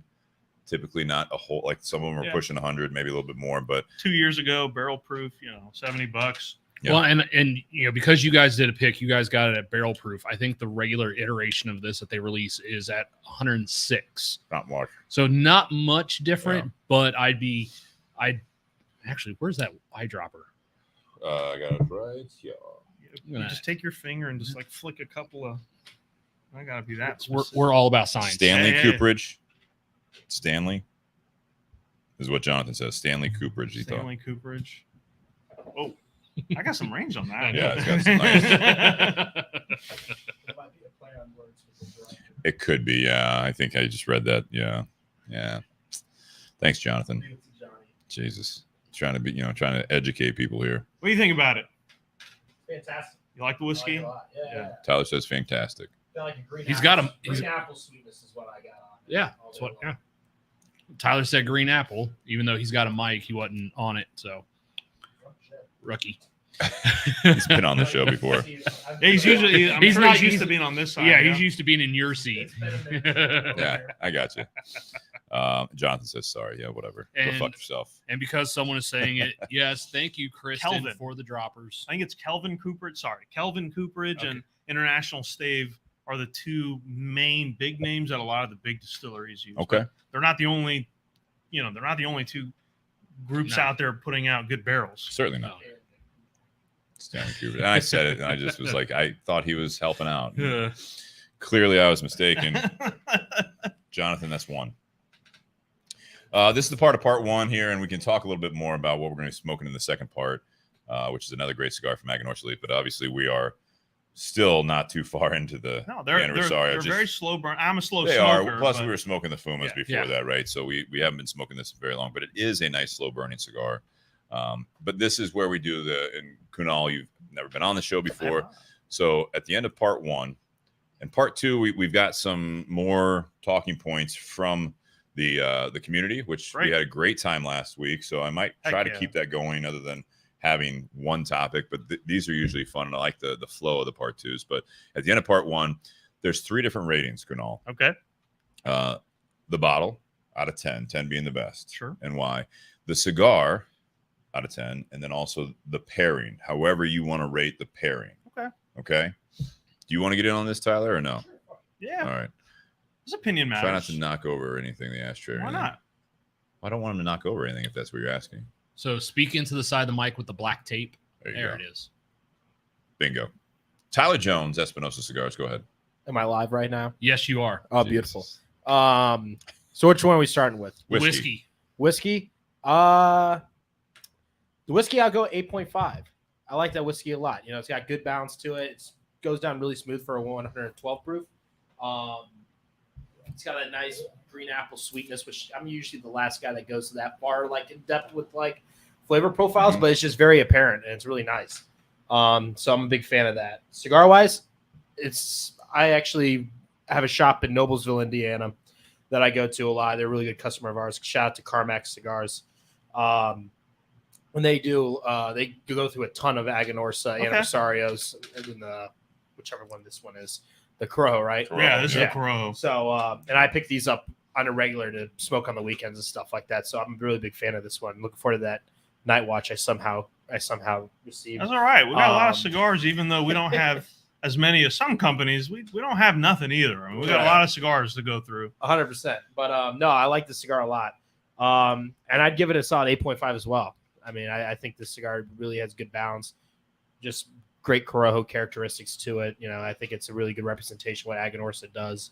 And yeah, so there's that. Nice. And then the pairing. The pairing, let's go 8.5 all the way around. I think that pairing goes really well together. I think it's got good balance between the two. It's not overly, the sweetness in the bourbon doesn't completely cover up the sweetness in the cigar. And yeah, I think it just goes really well together. Nice. Kunal? Well, cigar, listen, I'm a very honest person. So I did not become a rep by trying to become a cigar rep. I was working retail, and because Aganorsa were the ones that approached me and we were able to make it make sense is the only reason that I ended up becoming a rep with the company. So my affinity for the brand and the product was long-standing, long before I ever started going around to other shops outside of Cincinnati talking about Aganorsa Leaf. I haven't had an Aganorsa cigar that I didn't like at least a little bit. There are some I definitely favor more than others, and ones that I tend to gravitate to that just fit my mood more often. This happens to be one of them. The Lancero is my absolute favorite. In these sizes, I like that it's a little bit more approachable and it's not as bold or as strong of a flavor in the Lancero. This was one of my early favorites. So, I mean, this is easily a 9.5 for me. Nice. I think it's just the value. You know, I know we don't always, ratings and what you think and the price and what does that matter? And it does and it doesn't at the same time. But, the value, this is pretty exceptional. What's the MSRP? MSRP is Ballpark. like 13, 14 on the Toro size. The Grand Toro is a little bit more. Grand Toro Maduro is like 16 MSRP, and it's a little bit more than the natural. It's a tick higher than your validation series. Just a bit. I mean, Just a even tick. those are around 10 to 12. Yeah. So this size, I think a Toro, at least in Ohio, I want to say is around. It's about 13, I really think. I was going to say 12-ish. Yeah, 12 to 13. Yeah. Yeah. How about the whiskey? The whiskey, I was really impressed by it when I got it the first time. I do really like rye. I don't like all ryes. I tend to really not like what I call the Vicks Vapo Rub ryes. Yeah. They just taste like Big, the bold, smell spicy. of Vicks. No, it's like that eucalyptus minty dill. It's like super weird to me. Some MGP 95.5 ryes really like that. And then on the flip side, some MGP 95.5 ryes are very like caramelized candy sweet with the spice. This reminds me a lot of that. I think the spice is not as Tom, it's not overwhelming amount of rye spice, but it's definitely noticeable. It's got the rich sweetness to it. I like the oiliness that it has. I think it's a solid 9 for me. Nice. As far as ryes go, especially. How about the two together? The two together, I'll pat myself on the back a little bit. I had never actually done it before. I just kind of based on what I remember it being like and what I remember the cigar. I think the pairing's a solid 9. I don't think it's. I don't know. I mean, 8.5 to 9. I think is a great pairing. It doesn't one is not overwhelming the other, and that's a mentality that I have as far as when people would ask me all the time, "Oh, what's the best thing to pair?" Everyone's always looking for like the one best thing. Like, does this cigar go great with bourbon, or does it go well with coffee, or does it go well with this drink or that drink? And it's like, first and foremost, you got to like the drink that you're drinking. I could tell you that this pairs great with a mojito, But if you don't like mojitos, it doesn't matter how good that pairing is. It's You're a good probably point. not Yeah, gonna that's a like good it. point. Yeah, no, absolutely. So you got to like the products to begin with, even somewhat, and then the combination and how they work and what your mood is and all that is going to factor into it as well. But you know, the thing with pairing is you don't want the cigar to overwhelm the drink and vice versa. And I don't think that this happens. I think it works really nicely together. Yeah, in my industry, you know, I'll get asked about pairing cigars with wine, which is absolutely. it's a much tougher deal because there's a lot of wine. There's a lot of cigars that will definitely overpower most of the wines that we have in our store. So I always tend to, you know, push people more towards like mild to medium type cigars if they're going to have it with wine. Okay. Especially if it's you know, certain Italian styles of wine, which are not as big, bold, jammy fruit flavors. Mhm. They're a little bit more balanced, earthy, a little bit more delicate. Definitely not a white wine. But I have found, you know, port, because port's fortified and so heavy, like that will go great with most cigars. Makes sense. Like I've smoked some really strong, spicy cigars with port and just blend beautifully together. Sure. As far as this pairing tonight, yeah. What do you think of the whiskey? the whiskey, I'm a 9 on the whiskey. I figured you'd like that. I absolutely love this bottle. You know, when Kunal was talking about like some MGP rise and stuff, this kind of reminds me a little bit of a Willet rye. Some of that sweetness, a little bit of that spice. Okay. Yeah. Not necessarily as much, you know, like that, as I described to some people, like that waffle and pancake syrup sweetness on some of those bottles. Yeah. You know, I tell some people with theirs, it's like sometimes it tastes like pancake syrup, sometimes it tastes like Christmas morning in a glass, as Steve likes to say with some of those. That's right. You like the 3-year. What's the difference between waffle and pancake syrup? Well, no, it like syrup on waffles instead of on pancakes on waffles. Okay. And then that's got to be different than breakfast syrup, right? You get the little packet that says just breakfast syrup. That's got to be different than waffle syrup. Because there's probably not enough Yeah. actual maple syrup in there to Okay. actually be called maple It's syrup. just corn syrup with color. Right? Exactly. It's Cairo Yeah. syrup with caramel. No, I color. get it. Yeah, I get it. I'm just curious. Me too. I mean, some of the tasting notes I've read on some reviews, right? I'm not, you know, I try to pick up some tasting notes just so I can portray and, you know, have an interaction with someone so that, you know, we're kind of able to discuss what we're tasting. I'm not necessarily trying to be the expert coming up with things like stale water and fence post. Stale water. I've read it. Stale water, soggy potato chip, pencil shavings, fence post, fresh compost. I'm not that guy. I've gotten pencil shaving on whiskey before. Why are you eating those? But No, is it a the- Ticonderoga pencel? Is it at the end? Okay. Did you get it in the school sharpener? Is it a number 2? Right. I mean, these are Like a all standard? important things. Not all pencil shavings are the same, my guy. Could you use the cigar on a standardized test? Go ahead with To the set it on cigar. fire, absolutely. You could. All right, the cigar. You said 9 right on the bottle, right? 9 on the bottle. So cigar. 8.5, 8.5, just to make Jonathan Herring drink. That's one of the drinking game rules. No, it's a good cigar. It's got good flavor. It's definitely balanced. You know, like we talked about with smoking the 2 fumas together, you get a little bit of that dryness. It's not an overwhelming flavor. Like the cigar is medium body, and I think the flavor is also medium. Like there, you know, it's not something that's going to overwhelm your palate. I mean, you could easily, you know, smoke another cigar after this and still be able to taste, you know, depends on the cigar, but you most likely be able to taste whatever cigar follows this one. It's not going to blitz your palate. No, this is just a good, you know, middle of the road, but you can tell there's a lot of quality put into the tobacco and the making of this cigar. And then the pairing, I'm a 9 on the pairing. Oh, nice. I do think they go well. I think the sweetness, you know, that caramel and that apple sweetness that I get from the whiskey kind of offsets some of the dryness from the tobacco on the cigar. So it kind of mutes that aspect of the cigar that's not my favorite. So the whiskey actually helps the cigar a little bit in my book. Sure. Nice. For me, the whiskey, this is the Starlight Distillery Double Oaked Rye. This is a barrel pick, so you're going to be And again, any of the Starlight stuff, but anytime you do a barrel pick, you're hoping, especially some of these groups, or if you go to a restaurant or bar or whatever, you're hoping, or a liquor store, it's going to be different, right, than others that are going to have that label on there of the Starlight Distillery double oaked rye whiskey, right? So there's going to be some differences. This particular one, I enjoy as well.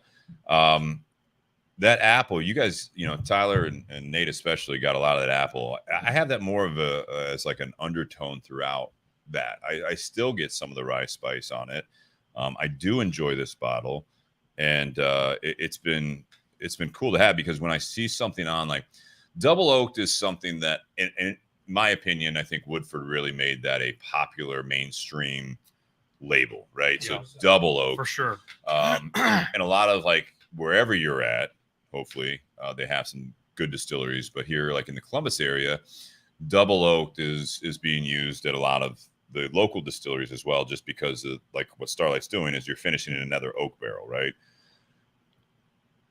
And then you have the double, right? Yeah, So the you're double- getting yeah, into that you're getting into double. this, right? Those pints. We had a great we've had him on several times, but the people from Whiskey War and High Bank, Yeah. having him on last time, it's like I had one of their double oaked, and he was like, yeah, that's my least favorite of their double oaked. And then the one that he brought, the next was like a few batches later, it was completely different, even from the same distillery. Right.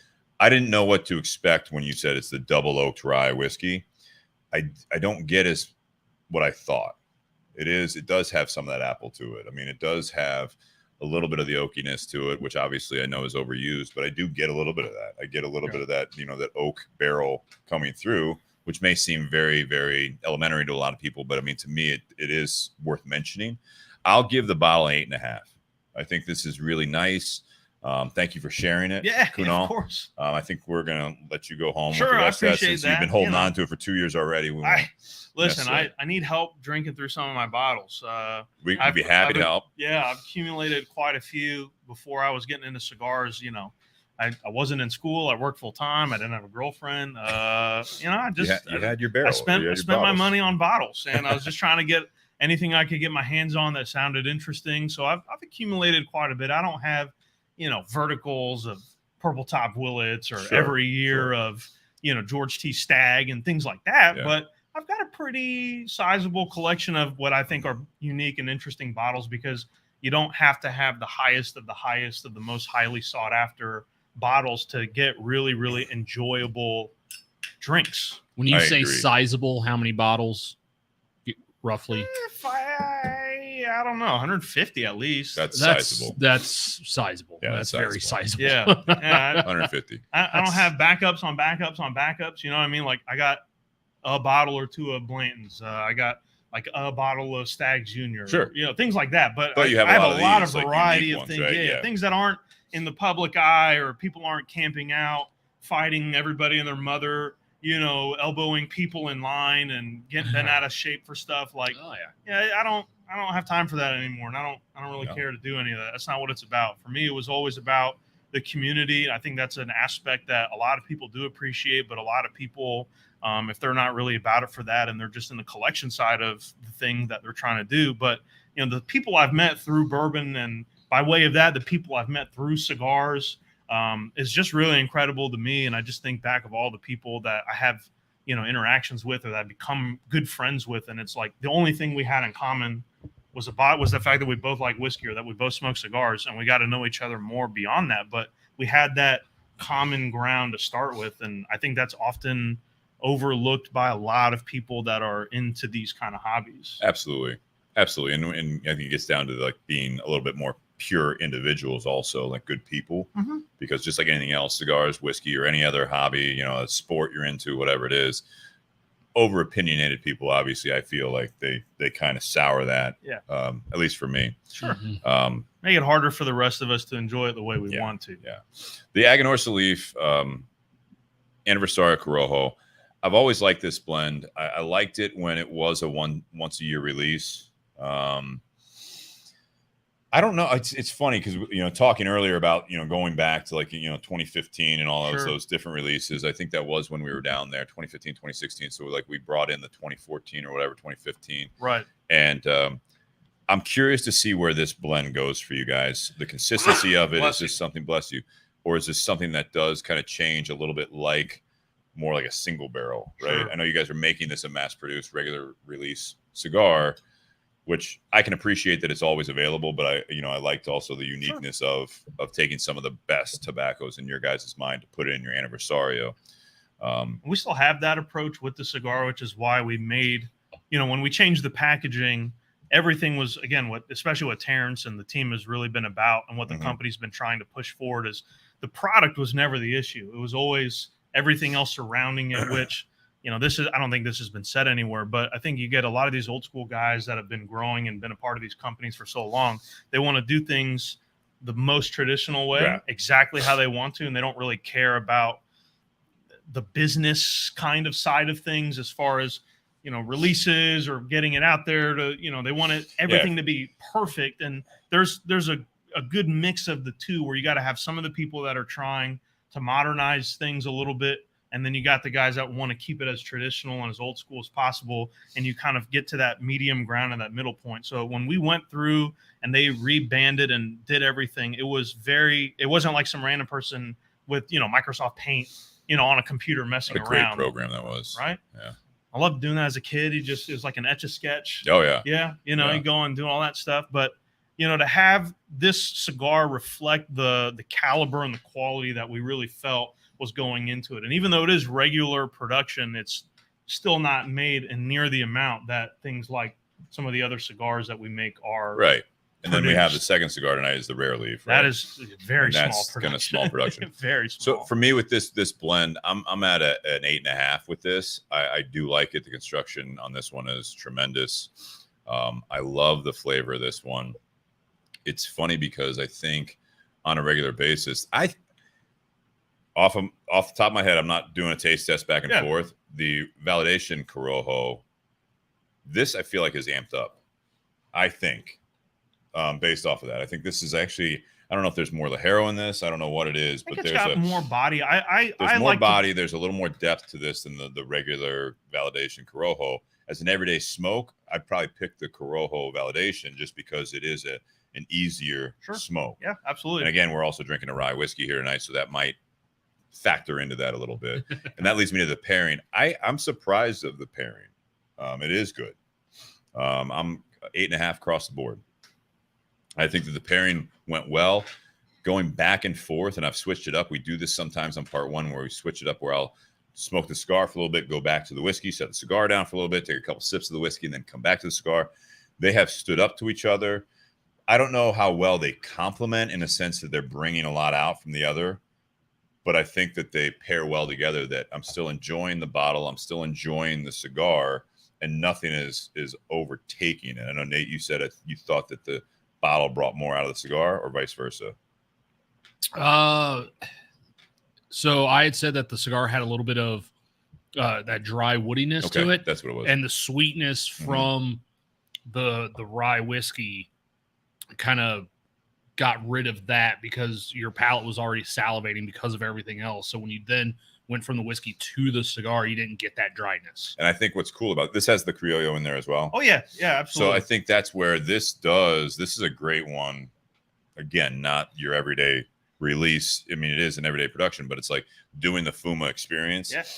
This would be a cigar that I think really does embody what we did with just the Criollo and the Corojo, because it does have a little bit of that. When I smoked the two of those together, this did pick up both. Yeah, this is kind of like a more polished finished product of those two tobaccos together, because I do get a little bit of that. And I think what you're getting at there, what I hear and what I'm experiencing with that, and the reason I think it is a good pairing is that I like the Corojo tobacco. That's my favorite out of Aganorsa Leaf tobacco in my experience. And I think that sweetness in the bottle is bringing the Corojo a little bit more up front.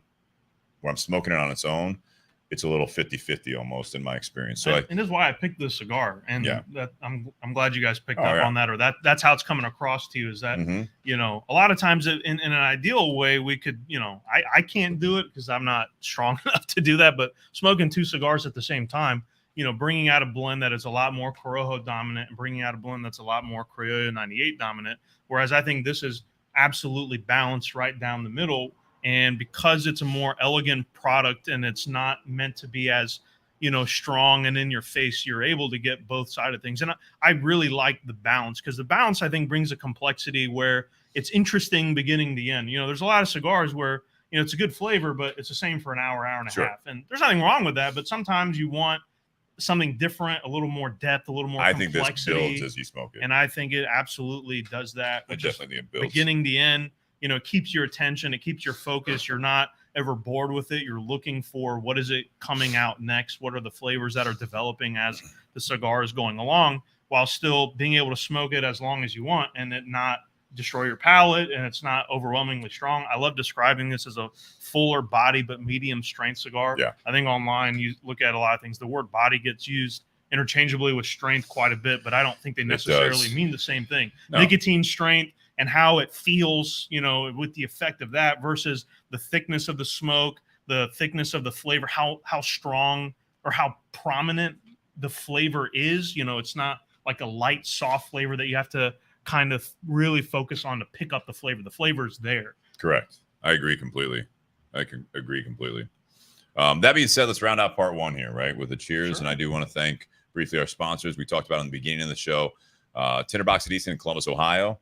This cigar is available there, yes. Tinderbox at Easton in Columbus, Ohio, as well as other Aganorsa Leaf products, the Validation Series, the JFRs, some other products from them. Check them out, or check your local brick and mortar. If you're not near one and you need to shop online, check out Aganorsa Leaf for sure. And then Altadis USA, normally the second cigar of the night's from Altadis, and we get continued support from them. Appreciate that. Josh Bentley, again, trying to get him on. He's more key accounts now, so he's spread a little more thin across the country. But he was kind of the one behind that, him and Paul Waller, and now we have Maria and the rest of the staff helping out, supporting us. So check out all the great lines like Monte Cristo, Romeo, Julieta, H. Upman, Aging Room, among others. And then also Be a Cigar Company. The gold and silver are available. The gold is made by Plasencia, and the silver is made by Espinosa Cigars. Check those out. The gold is medium. Silver is medium to full, a lot more peppery. Both are all Nicaraguan products, as we can talk about, like we're talking about Aganorsa Leaf stuff. Right. Big fans of Aganorsa and as well as Nicaragua stuff. And also patreon.com/Bourbon and BS podcast, or Venmo at Bourbon and BS if you guys are so kind to continue to support the show. Or if you want to get some swag, buyjack.com/Bourbon and BS. And with that, guys, cheers. Happy Whiskey Wednesday. Thank you for everything, Kunal. Oh, thanks for having me. And we're going to have part 2 coming up. We'll take a quick intermission. If you're listening on the audio, just make sure you click over to part 2. And if you guys are listening live or watching the video, we're going to take a quick intermission, but we'll have us live on the stream, and we'll pick up with part 2 Beyond the BS. Cheers, guys. How's that Budweiser? Perfect. Does it taste like freedom? Tastes like freedom? Tastes like good old St. Louis freedom. That was the first time I ever had a Budweiser, was when I was living in St. Louis. And I went to the brewery. I never had it before. I didn't really have any reason. I was like, all macro beers, like whatever. It's kind of no point for it for me. It's my go-to. It's my preferred macro beer for sure. Between that, Miller, and Coors. I don't like Coors Heavy. It's just I like Coors Banquet. Like, I don't know. Sure. I don't like it. I'm a Miller Lite guy. I don't drink light beer. Budweiser, and then pardon me. I don't. I'll go drink my Miller Lite with a Lancero. In the short stubby bottle. Oh, is it grenades? Yeah. The glass bottles or whatever they have on Yellowstone and shit. Yeah. I gotta roll the beer right around my apartment that has them like that. I fucking just Kunal, did you notice on your Joseph Magnus bottle over here the bottle number? Yeah. I did. I know. It's 98 of 98. It's a really short barrel, and it's a say 69 or something. And it's a really low. The last proof. bottle. Look at the proof on it. It's barrel proof. It's less than 100 proof. It's barrel proof. Yeah. This thing on so you can get some bugs taken care of. Yeah. When I started, I turned 21 when I was living in St. Louis, and so I just thought, like, the history and the kind of the artistry of beer, right? I'm reading about like the thermocells. Those things are great. What is that? It's a mosquito repellent thing. So they come with like little fuel cartridges and like little mats, so they don't smell like off and DEET. But it just repels mosquitoes within like a 25-foot radius or something. They're awesome. I got to go out. Every night, if I'm going out, even 6 o'clock onwards, I bring that thing out with me. I have a cigar. But, you're reading like, they gave, children, basically liquefied bread and pregnant women alcohol because it was safer than water. And there are monks in Belgium making beer in the monasteries. I'm like, this has got to be different than Budweiser and Coors and Miller. Like, there's got to be something here that I'm just not aware of. And so I started exploring craft beer when I turned 21, just trying to figure out like what's a lager, what's an ale, what's a stout, porter, red, Irish, Scottish. I don't know what the heck any of this stuff means. And I never had a need for macro beer because in my mind, I think it's a lot like newer cigar smokers. You got a lot of guys that complain. I remember when cigar was $4 or $5 and now they're all 10, 12. Well, I jumped in and everything was $10. So like, I never knew any different. It doesn't matter to me. Right. So craft beer, $10, $12 a 6-pack. I don't care. Right. It's still cheaper than going out and getting Miller Lite in a pint, at a sports bar on happy hour. It'd still be like $6 a pint or $5 a pint or whatever. Right. We had, go ahead.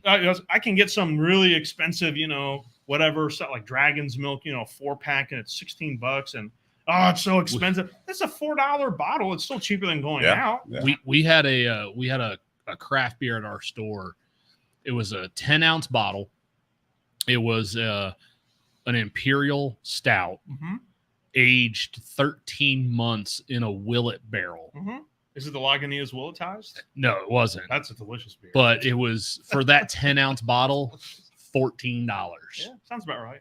But holy shit, it was. I mean, when you talk about craft beer, it's delicious. Fucking Poppin' Frog in Akron is like pinnacle to me. They got a bunch of good stuff. Dude, they're fucking stouts, and then they're like fucking. Even like the pumpkin spice fucking beer they do during like fall. Dude, that shit's fucking. Fall. It's out now. Is it really? Oh yeah, yeah. Pumpkin beer's out now. Oktoberfest and pumpkin beers for the last 3 years have been released second to last week of July. They have to. We've already been getting them in. Yeah. Well, because that October was too small of a window for what they want to produce, in my opinion. What Christmas sales come out in like November. Yeah. Just like Christmas music. That's where I'm going tomorrow. Well, I'm staying in Cuyahoga Falls tonight, and then I'll be going to like the Youngstown area for an event. Nice. Tomorrow. Nice. So Havana House is out there, and then there's a newer shop. Are you doing the shop with the event with Havana House? I'm not yet. I finally met Tony. Like, met him in person. I was like, whoa. Tony fucking awesome. Yeah, great. But I had been out there a couple of times or try to get a hold of him or Gino or whatever. It's like, man, you got to be at the exact right time. And the last time I was out there a couple months ago, met him. He came, obviously at the trade show, and I saw him there. We're starting small, just getting him to build a relationship. They carried some JFR and Lunatic, and I'm like, we'll do it however you guys want to do it. I'm heading out that way. There's a newer shop called Cut and Toast in Struthers, Ohio, which is basically Youngstown. Right. And I'm doing an event with those guys tomorrow. At our store, we do we've done it the last couple of years that we've been at this location. We actually do a beer advent calendar. Nice. So it's 25 beers. Cigar ones too. Yeah, it's 25 beers, and we do 48 of them. Nice. So the we've already started buying the beers for them.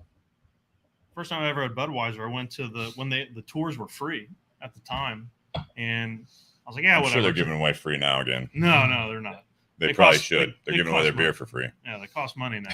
Well, Bud Light. No one knows that. Apparently, no one knows that fucking Budweiser. Oh, people know. Oh yeah, they do. People know. Oh yeah. Oh yeah. See, I haven't seen Budweiser sales slow down at all wherever I go. All right, we're getting some feedback here. They want us to go on here. Oh, we're still going?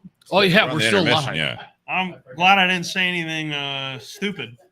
Still live. Any more stupid than I normally say. It's all good. Right. It's all good. Yeah. I had Budweiser right there at the brewery, and I was like, that's actually pretty good. Yeah. And for what it is, and there are times where I want it and I like it, but I'm very rare. It's more of a volume thing of just volume of beer. I'm not the guy that's drinking like a 6-pack on Sunday, or more, 6 or more. Yeah, Steve's more, like, more. That's why I drink Miller Lite. That's why I drink Miller Lite. Exactly. Yeah, I get it. For me, I could do You'll be at Miller the pool High for Life how like long? that. Sunday, that's Yeah. Yeah, that's what it is. Sunday football. No, I don't do that. Yeah, we're gonna be at the pool for like what, 4 hours? All right, I'll just get an Yeah. 18-pack just to be safe. Yeah, just in case. You never know. Miller High Life's I'll like that share for a me. It's like couple. water, All man. right, let's go Miller here. High Life's like water. It's so easy to drink. Champagne, baby. Champagne and beers. All right, you guys ready for part 2? Story for that. Yeah.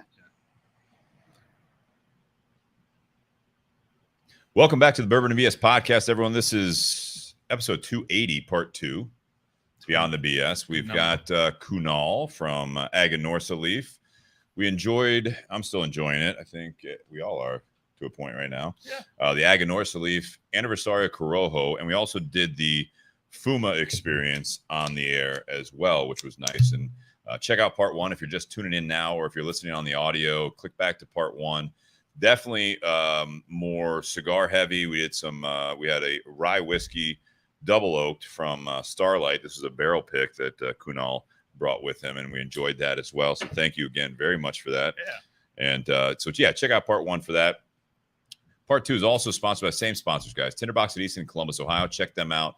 Altadis USA, makers of great cigars like Monte Cristo, Romeo and Julieta, H. Upman, and Aging Room.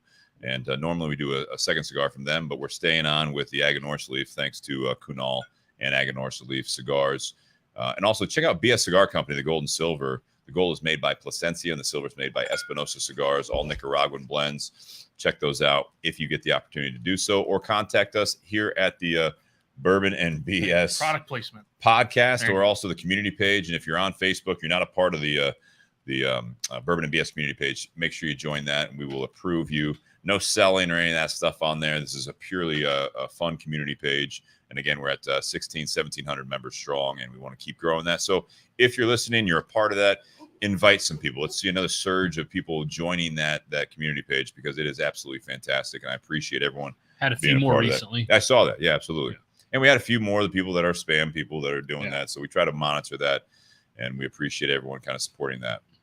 Looking for some swag, buyjack.com/bourbon and BS.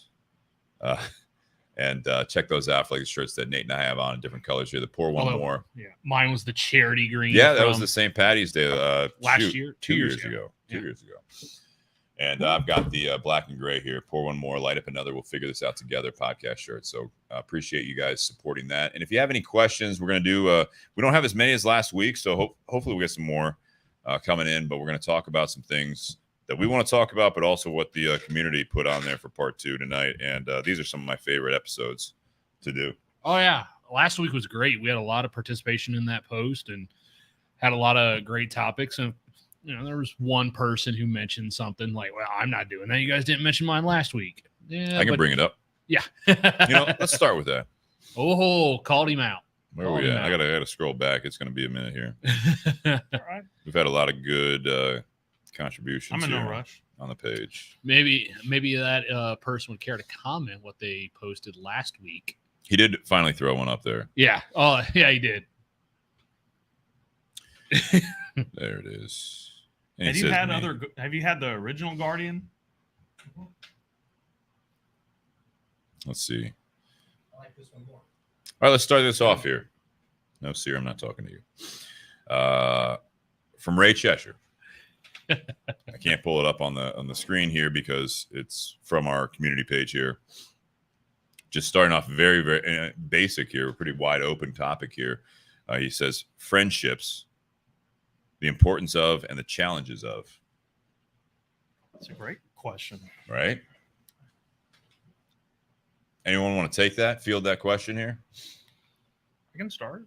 Go ahead. Go ahead. Kunal? I'm not quite ready for them. No, you're fine. So no bugs get in that. Yeah, sure. What do you have here? The Joseph Magnus. Joseph Magnus, single barrel, another pick, different group from even longer ago. It's an MGP. It is not a finished product. So the base Joseph Magnus is a triple cask finish, which Nancy Fraley, she likes to do quite a bit. And I think bourbon can get really interesting beyond just straight bourbon. However, this is just a straight unfinished bourbon from Joseph Magnus.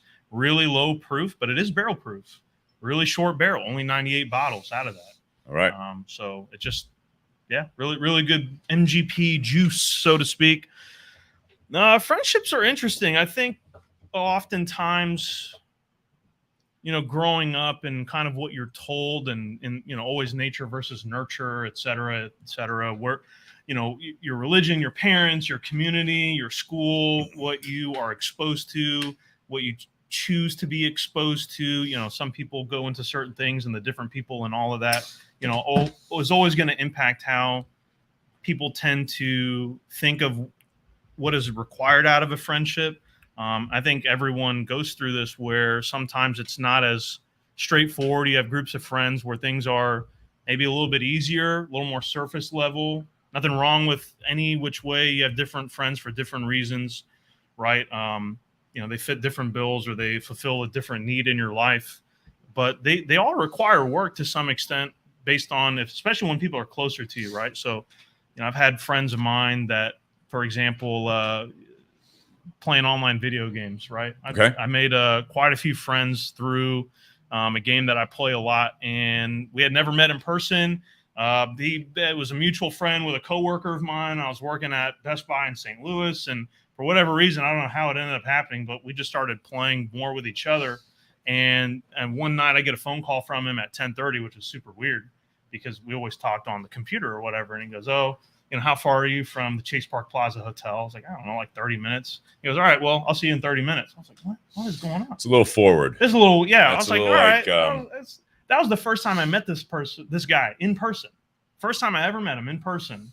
And, but he is one of my absolute best friends to this day. We talk all the time. Okay. And so he did not obviously he didn't murder me. I'm still here. Yeah. Did he attempt any criminal activity? No. Okay.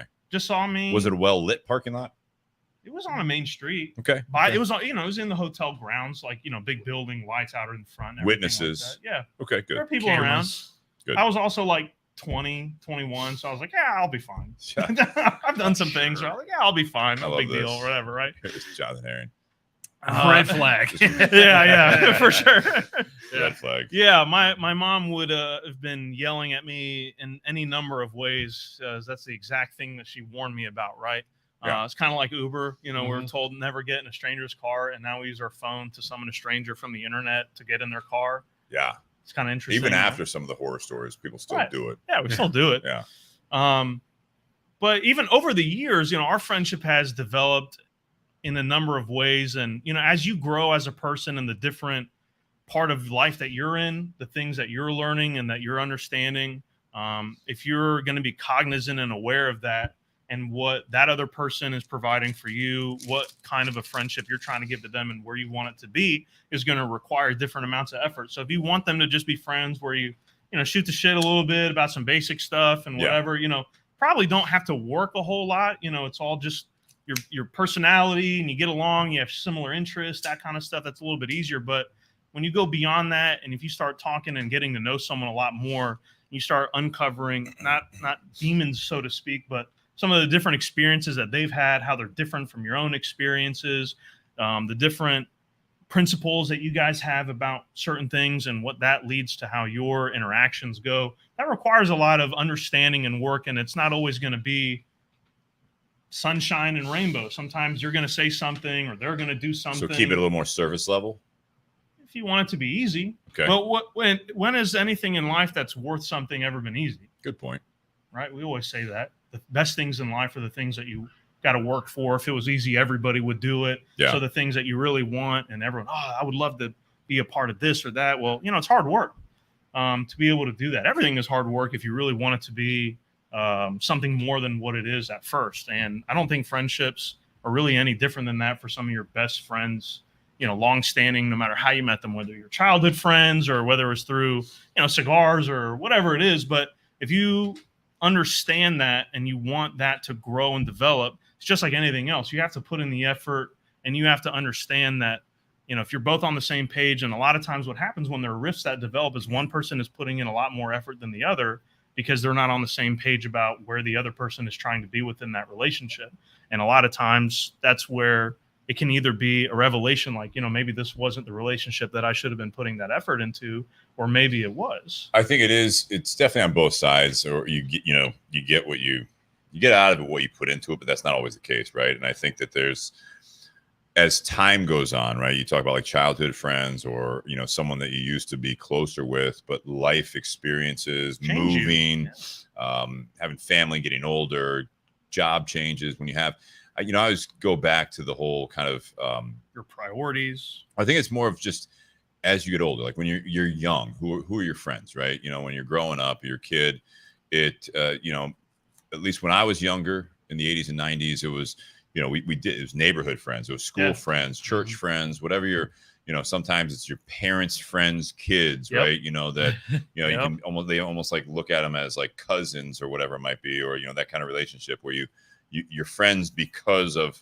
proximity, right? And as you get older, you get into different things. So you fast forward to, say, high school age, and everyone kind of goes through the adolescence process, and then some people join sports teams, different clubs, whatever it might be. Trying to find yourself. But you kind of just, again, that proximity gets a little like that. Those circles get bigger, and so sometimes what made sense when you were younger doesn't make sense as you're growing up. Right. Then you graduate high school, and whatever your path is, whether you go into a vocation, you go into college, you go into whatever, you just think about even before that, if you have a good friend, and maybe now it's a little easier, but back at that time, you know, if your family moved away, you didn't have social media or even texting or you didn't even have fucking email. Right. So it's like basically you were doing like the whole pen pal thing, and hopefully you would go back home to visit, you know, family or friends or whatever. But that was all up to outside. That was outside of your control. 100%. You could say all you want to your parents, you know, whatever, that, you know, I want to go back and go home and visit for a weekend or whatever. That's not always that easy, and there's not really the reason to do so from the powers that be, which are the people that actually drove a car or would get you those places. But as you get older, I think that proximity, it changes because you get new friends.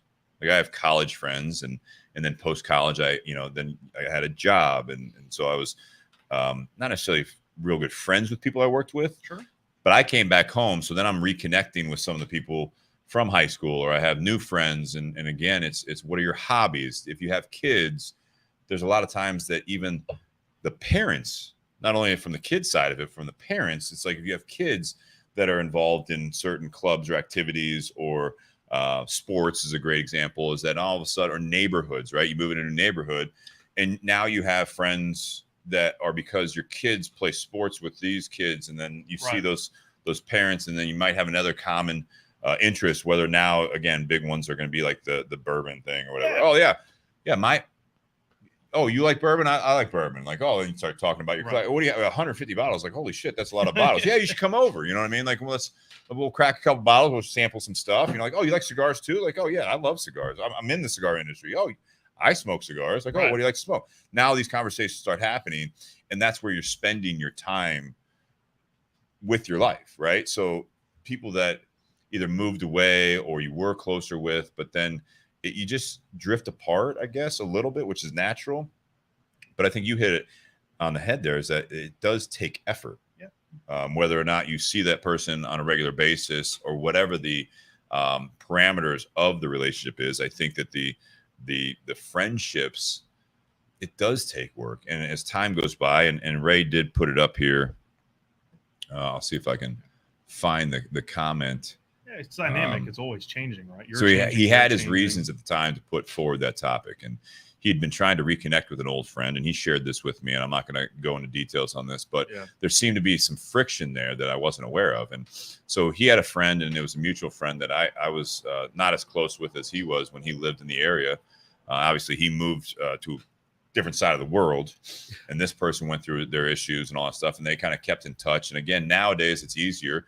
You don't necessarily have an excuse other than life gets in the way, because you can text. Like I can message Ray when he's in Vietnam, or I can have a FaceTime call, or they have the tools now. Facebook Messenger video, Instagram, whatever it is. Like I can get in front of him. It's not the same as a personal touch, but there is some effort there. And then when he was sharing with me, he reconnected. He was sending me some screenshots of this I think it was either texting or some sort of messaging back and forth. Sure.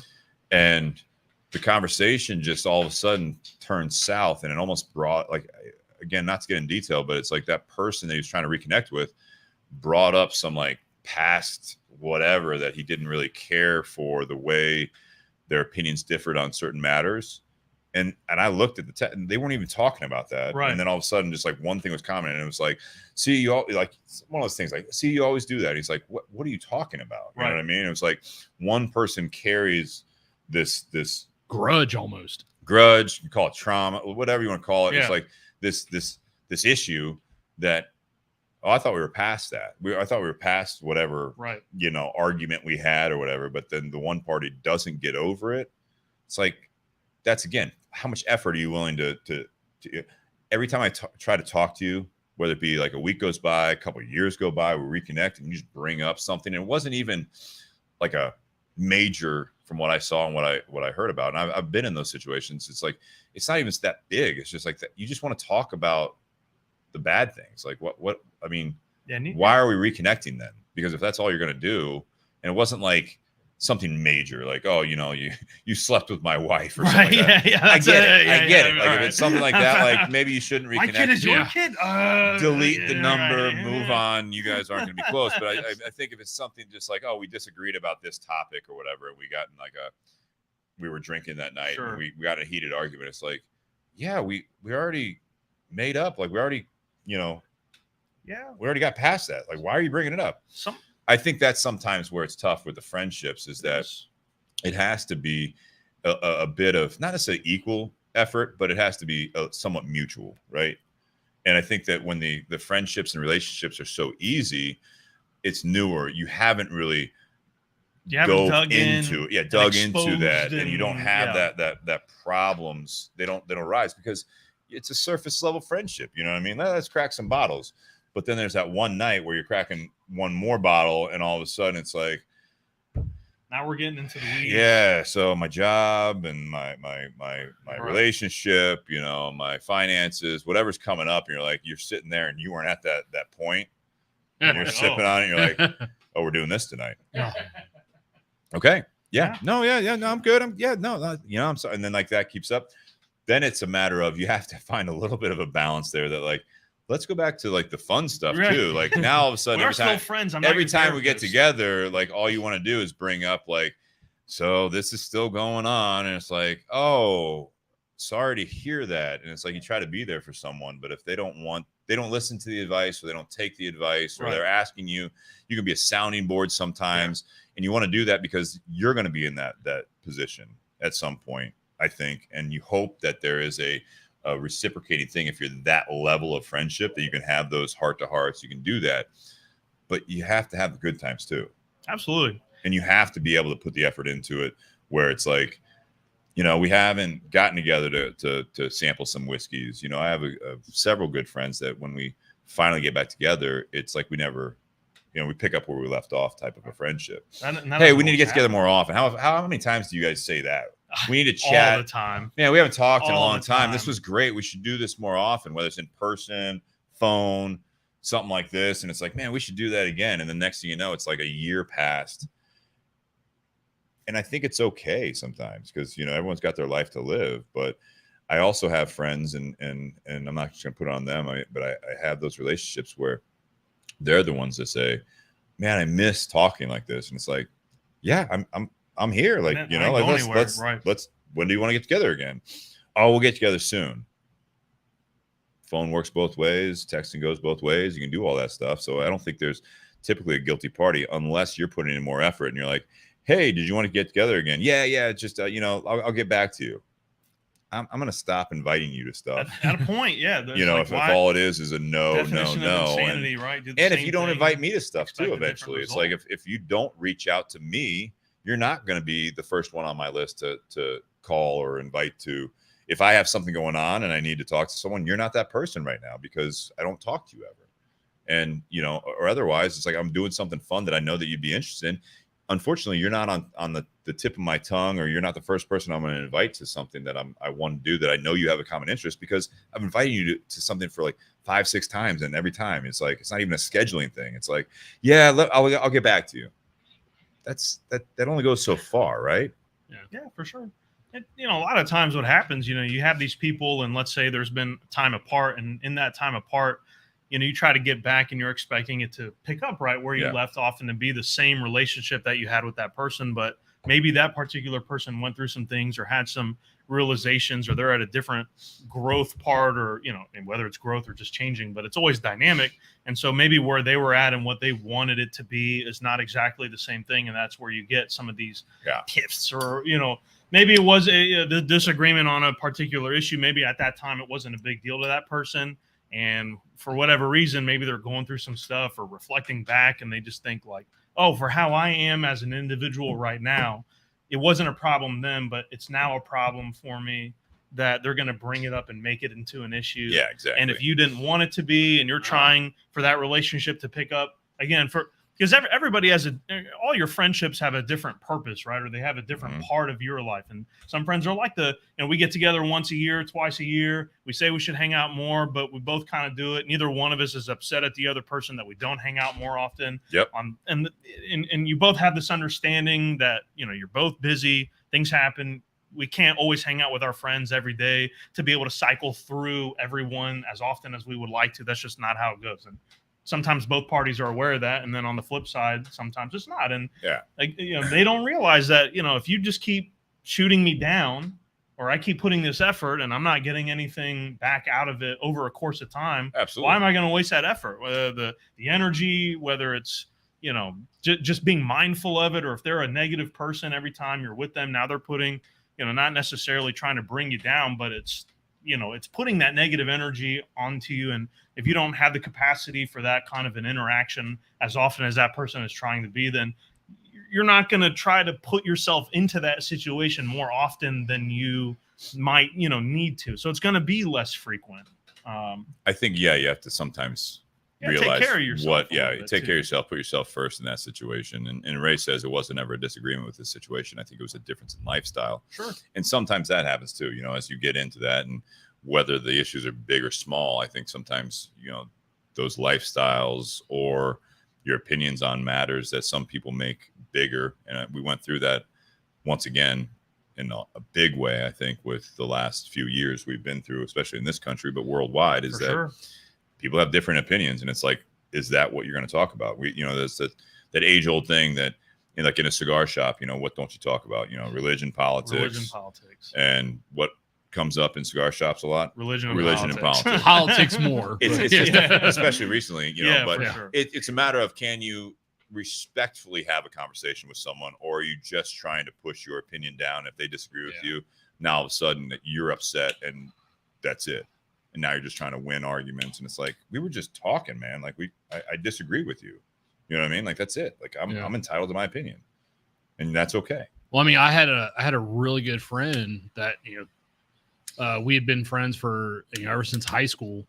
And, they were someone that I used to hang out with whenever I visited them, and even when they moved away, I'd still visit them.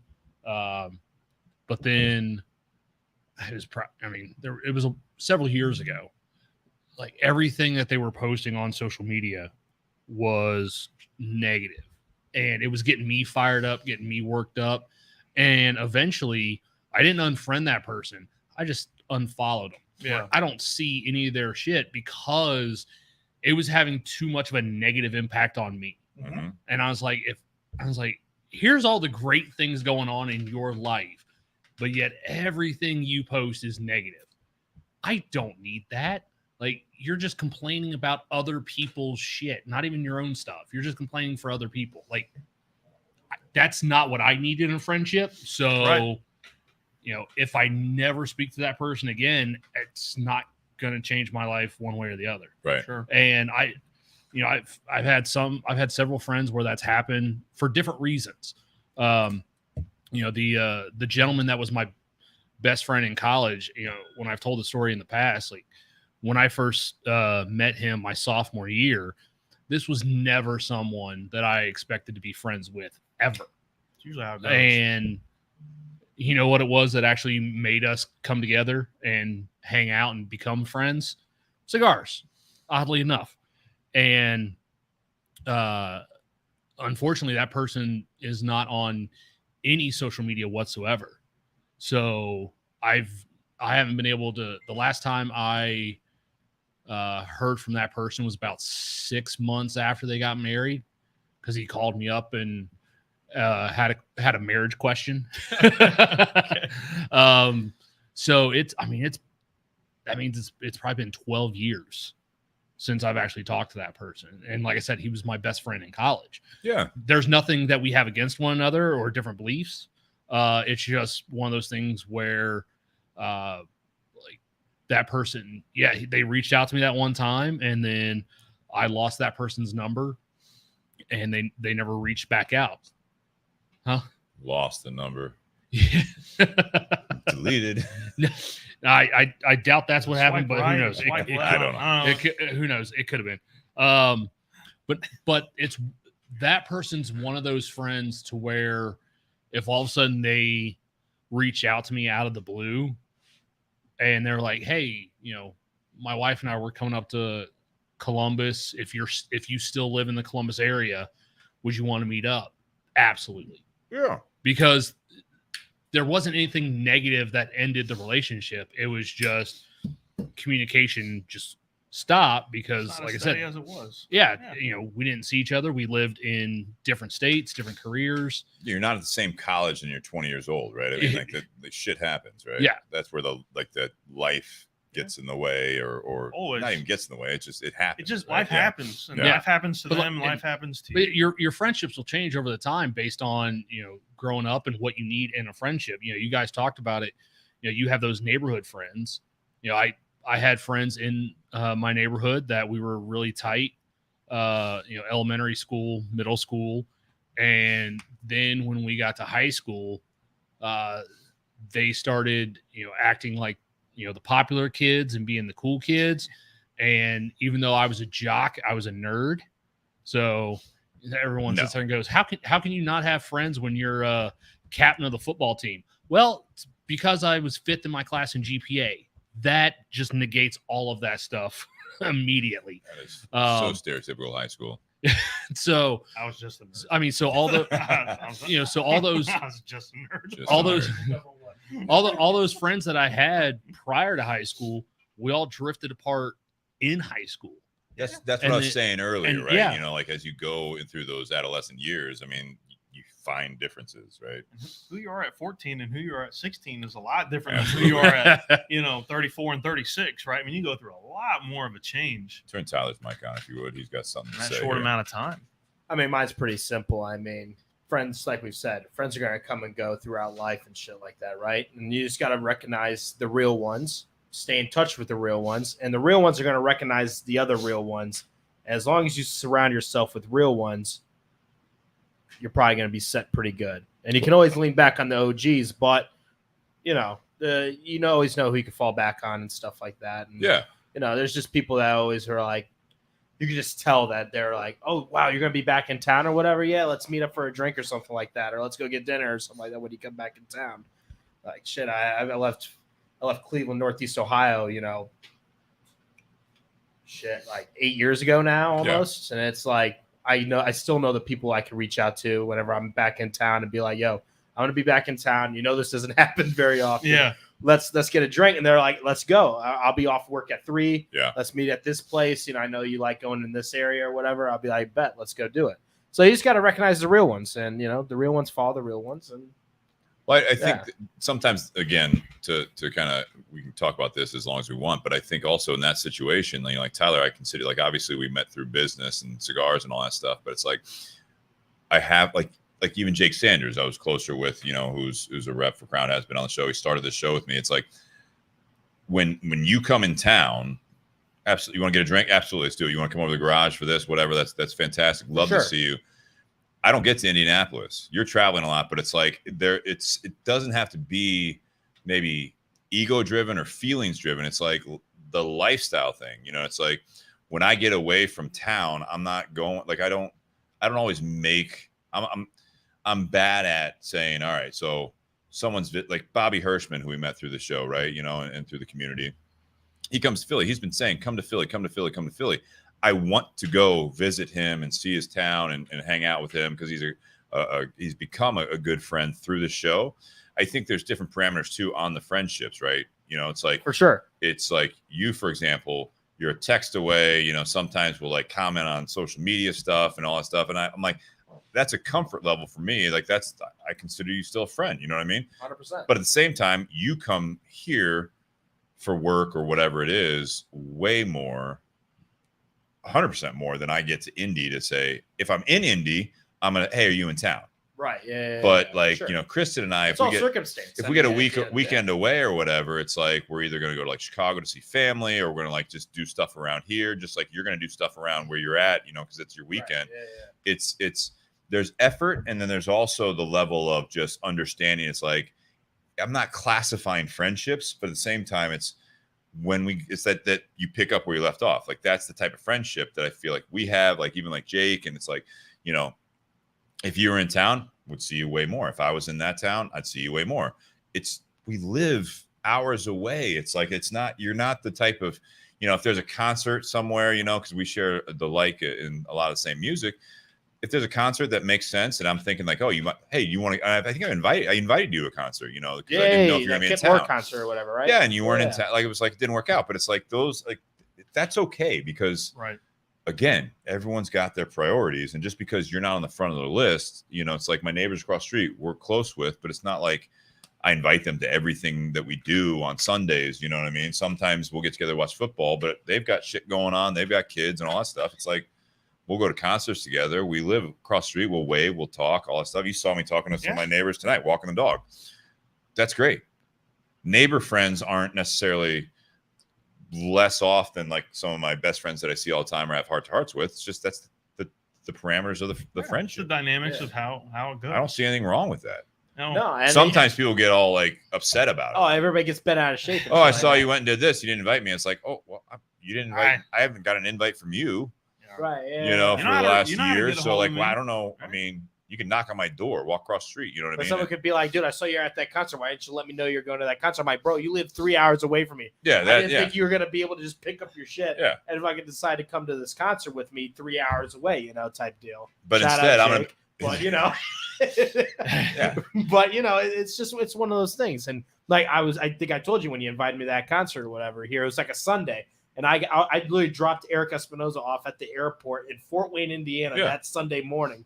And then it was just, I'm like, bro, I just had this guy with me for a week.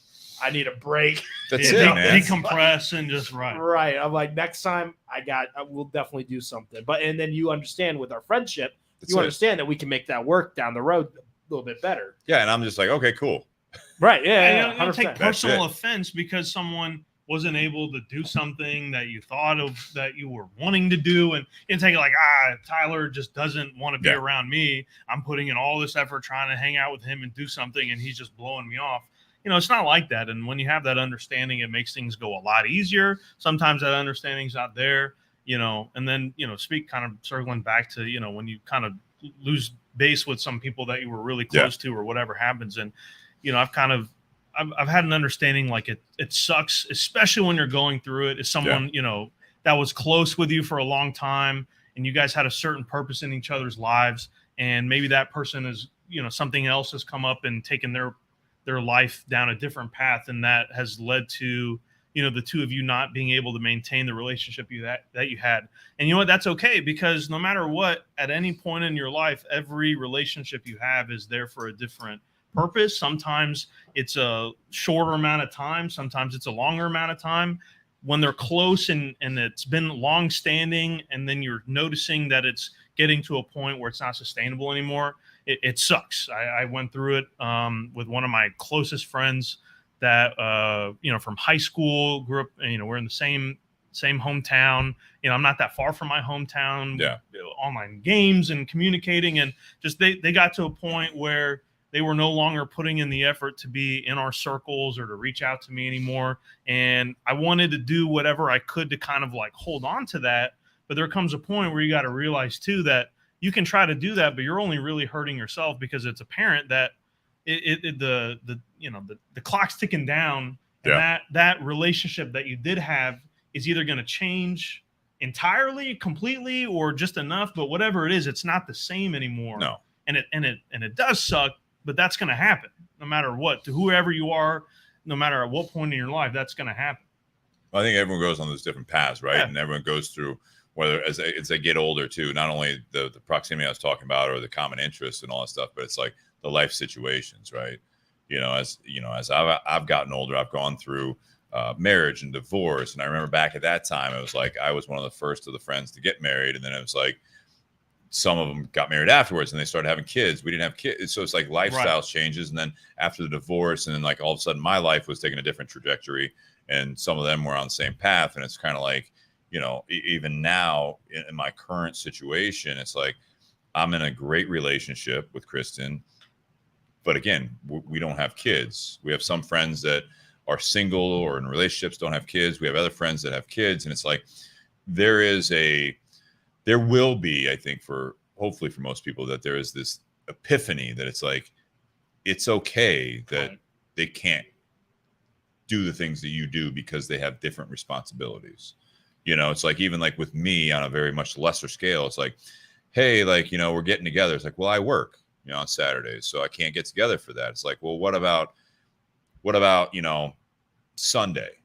It's like, well, looking at the forecast, that's the only nice day. So I'll meet up, but it's like, I got to mow my lawn. It's like, I got a dog to take care of. I got to do some of that stuff. Or like, a dog thing. If I work, open and close, like, well, just come meet us afterwards. I'm like, well, so I can meet you. I have to get home.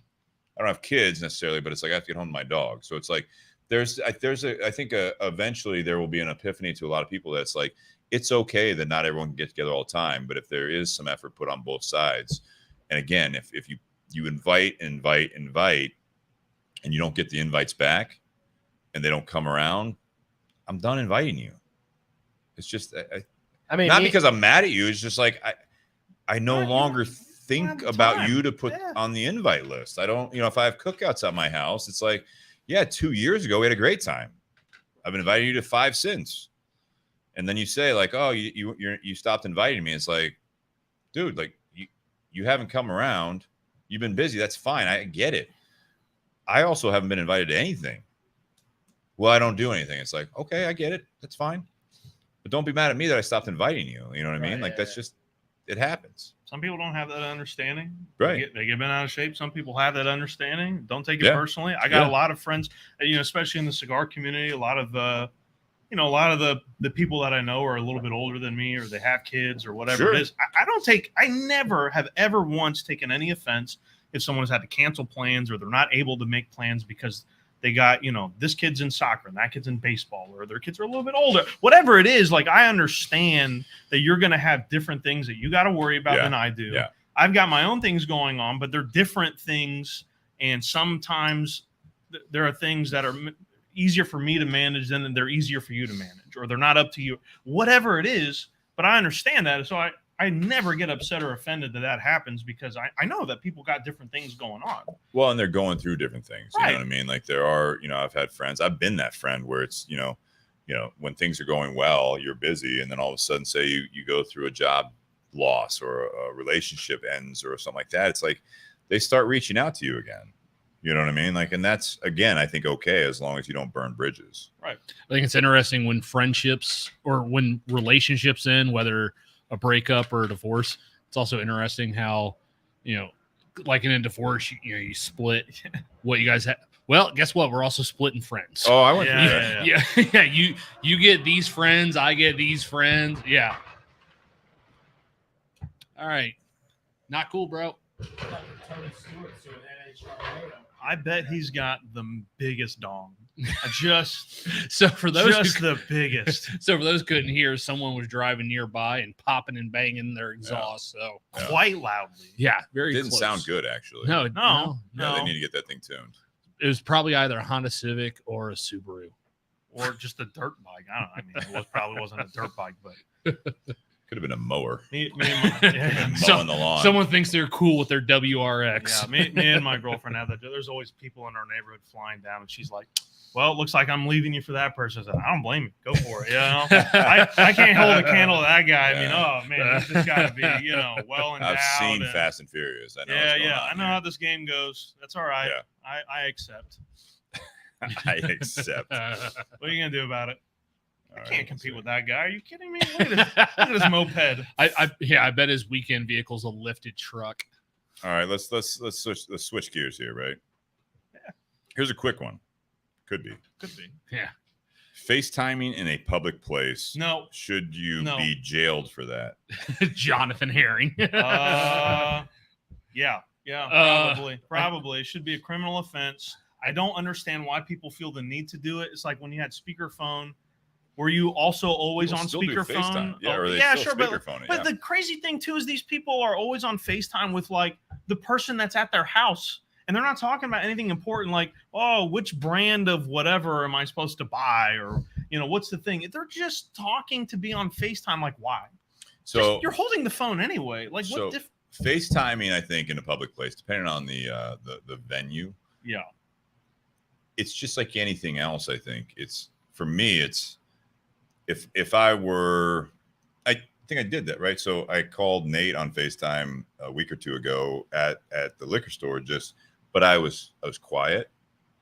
I'm like respectful. I'm like, hey man, I'm at the store right now. I was trying to pick out a bottle, right? And you were picking out a bottle for the camera podcast around, I'm like, last have you week. seen this and all that stuff? And I'm talking like, hey, kind of like this, like hey, I'm just trying to pick out a bottle. Like, have we done this before? Like doing like in a quieter voice, like I would be if I was on the phone, that kind of voice. Yeah, weird. I don't know what it is about speakerphone or FaceTime. I see more often is that it's like they don't realize that the microphone didn't change on the current. No, it's not just that. Like you can talk and if they say, hey, I can't hear you, it's the shouting. Yeah. It's like they're looking at this thing in their hand. They got their iPhone or whatever in their hand, and they're just like, yeah, hey, have we done this? And I'm trying not to blow out the mic, but I'm trying to give an example here. It's like they're just talking louder as if it's like they're talking to, like in the movies where they're talking to an old person, right? And they're like, you look well. And they're like, they're old, not deaf. Like, what is wrong with, why are you yelling at them? They do that to someone who speaks a different language, slowing down and being Same louder. thing, yeah. If I didn't understand the words, it's because I don't know the words. Speaking slower, I just hear more enunciation of the words I don't know. It's not different. Sorry, I had a question about this thing on the menu. Okay. I had a question about something on the menu. Like, what? Saying it louder doesn't it doesn't change it. I think the FaceTiming thing, it's suddenly learn Japanese because you said it louder. Yeah. That'd be cool. Now I understand English. Now I get it. Yeah. No, the speakerphone thing is something that it's like they're in their own bubble a lot of the times, and I do think that's rude to bring that in.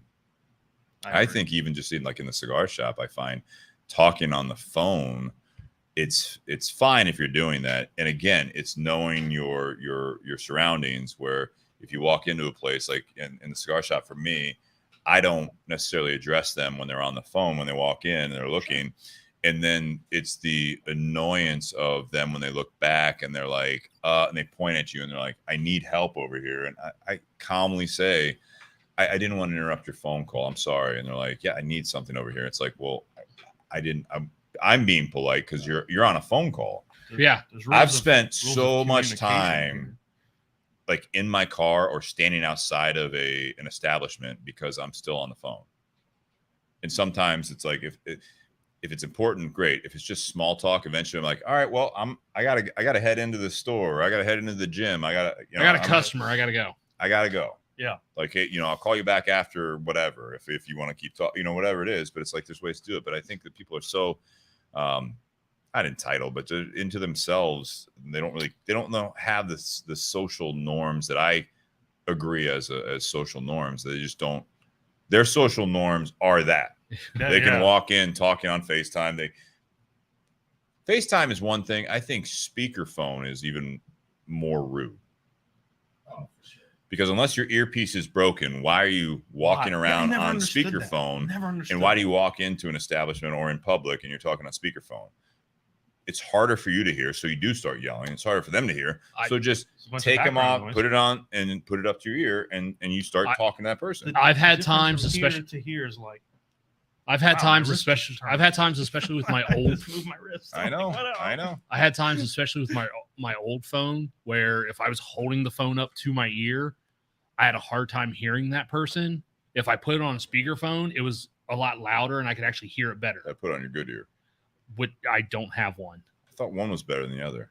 5%. Lottie, put it on that da. ear. Well, that between the two, that's your good ear then. That's your good. It's your better ear. When you have a 20% hearing loss overall, like there's not much of a good. Turn up the phone. It's maxed out. No, I have Stop being cheap enough to worse. get your phone. It's a 13. What more do you want from me? Some AirPods. 16 out already. Problem is, you guys With have the- iPhones. All right. Let's not start a holy war here. No, Politics, religion, and phones. I have less of an issue with people FaceTiming in public as I do like people watching videos out loud and like watching YouTube videos or whatever Oh, in yeah, I public. get it. I would much rather someone be FaceTiming in public than someone just sitting there looking at their phone and watching YouTube videos. Like if you're on a fucking airplane, get some headphones. Seriously. Yeah. They even sell them on the airplane. Get the adapter, whatever. You don't need, no one else needs to care about the video that you're watching. No one else gives a shit on that airplane. The FaceTime thing, I get it. I remember. So I remember when let's talk about iPhones versus Android. I remember when, because Apple made it so much, I guess, more mainstream, when FaceTime came out on the iPhone 4, and it was awesome. Like this was like, for me, at my age, it was like the future is now. Hey, you like, want this rare leaf? holy cow. I'm not trying to stop you from smoking your cigar, but I was probably going to grab one. It's like, if you want to be smoking while we're smoking, I'll give you a rare leaf. I mean, I'll give you one anyway. But I'm just saying, like, all right. But my thing is that it was like the Smoke that future on is the fresh now. palate. And I think that like with the FaceTime part of it, we all good here. Yeah. The FaceTime part of it was like cool, like in almost like an intimate setting, at home, I can actually video chat with someone. And now what I see more often, I've got one. Yeah. Okay. Yeah. What I've found more often now when someone comes into like the store, they've been FaceTiming someone, and most of the time, because I've glanced down at the phone, like if they set it down on the counter, the person's face isn't even in it.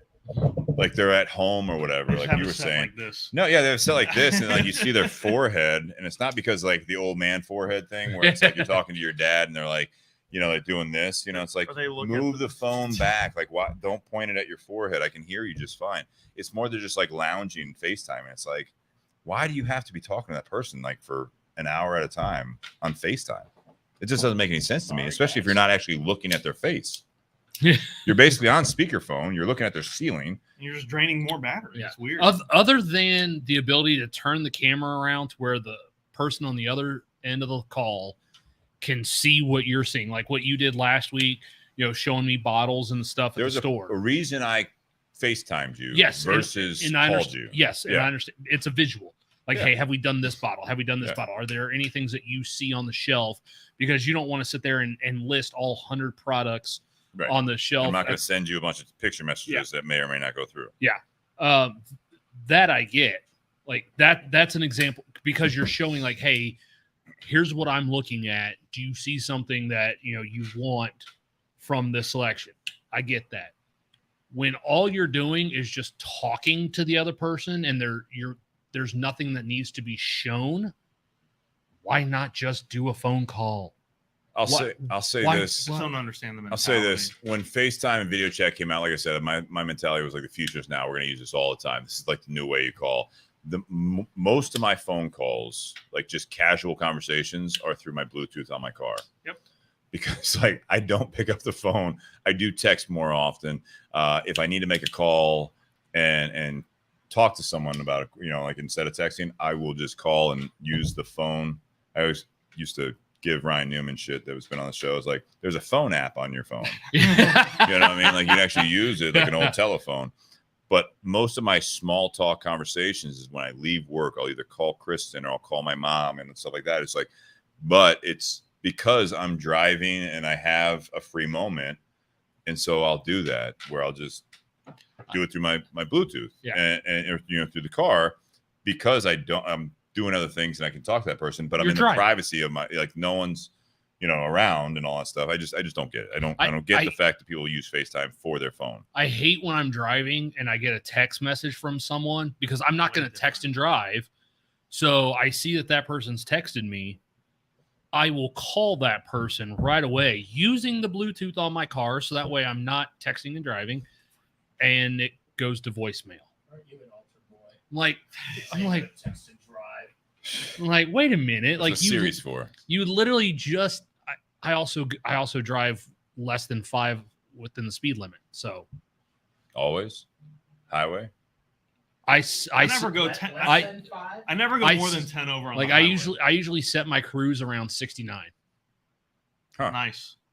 Even in a 70? No, I'm just kidding. No, not in a 70. Then Bobby it'd Hirschman be says 74. Yeah, Bobby Hirschman says because we don't always see each other and FaceTime connects better. That is I think that's a valid That's the reason. point. To use FaceTime. That's the purpose of But you're not FaceTime. calling me on FaceTime when you're like walking through a store just to talk. Yeah, That's the you can difference. FaceTime when you're at home. We're talking about like when you're out in public. I think that's what Jonathan Herring's comment was about this. Jonathan says I only text when driving. Jesus Christ.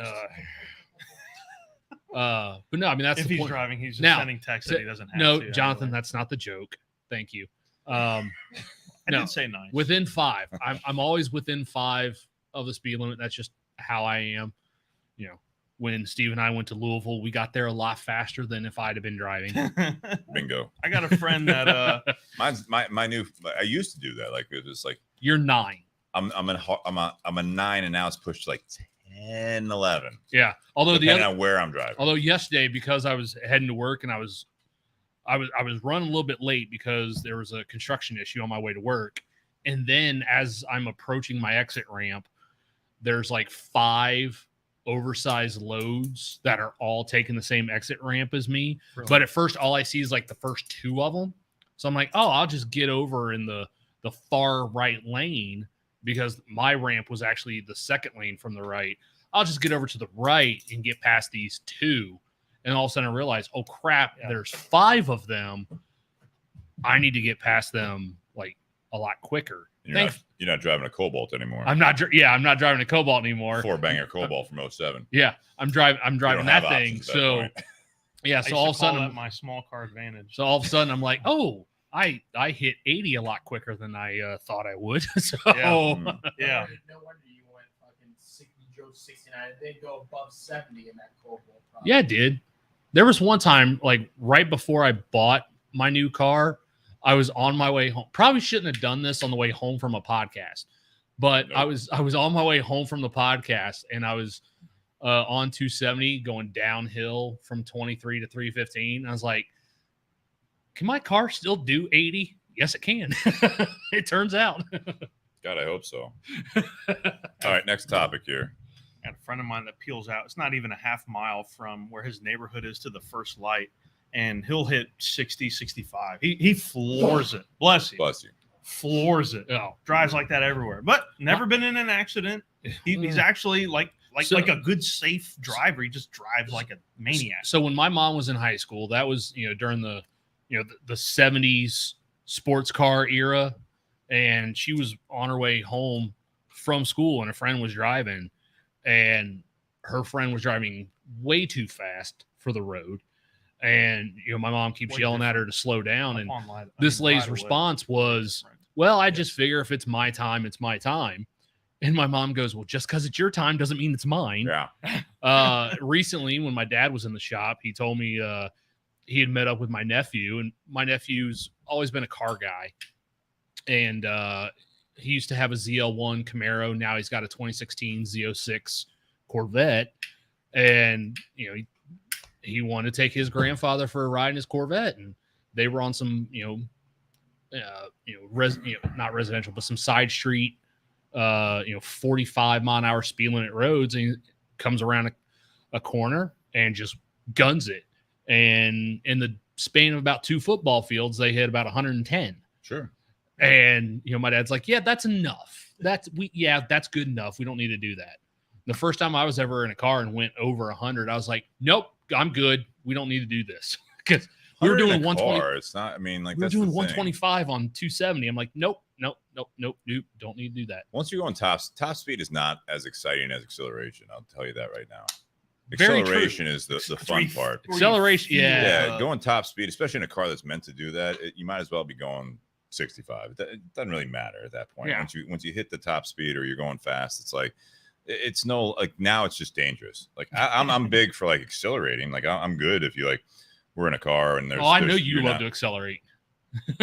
He's got the horses. You know, Yeah, you gotta you're let crazy a little like bit. that. Yeah, you're heavy on the gas and brake. Yeah.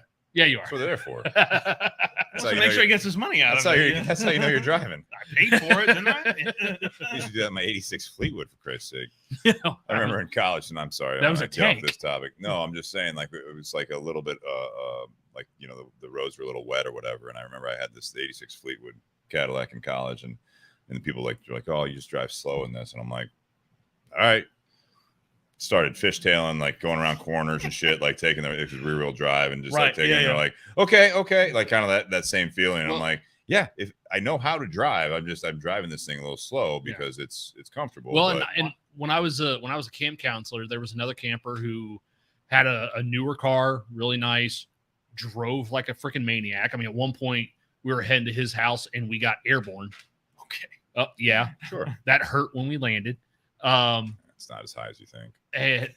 No, it's not, but still the impact when you're like, oh, that hurt my tailbone. The best part about going airborne in a car is the quiet when you're in the air. It's You know what I so mean? brief. And you never, brief. you never Yeah. experience that at any other point, right? So you're like, whoa. You're like, never- what? It's like going over the hill on a roller coaster. Yeah. You just Yeah. lift off the seat a little bit and like, Yeah. oh shit. My first, But no, like he was driving that way. So then there was one time I was driving into town during that summer, and you know the same turn he had taken at whatever speed, I was still doing less than that speed. But I tried to take that turn, and it had rained that morning, Mhm.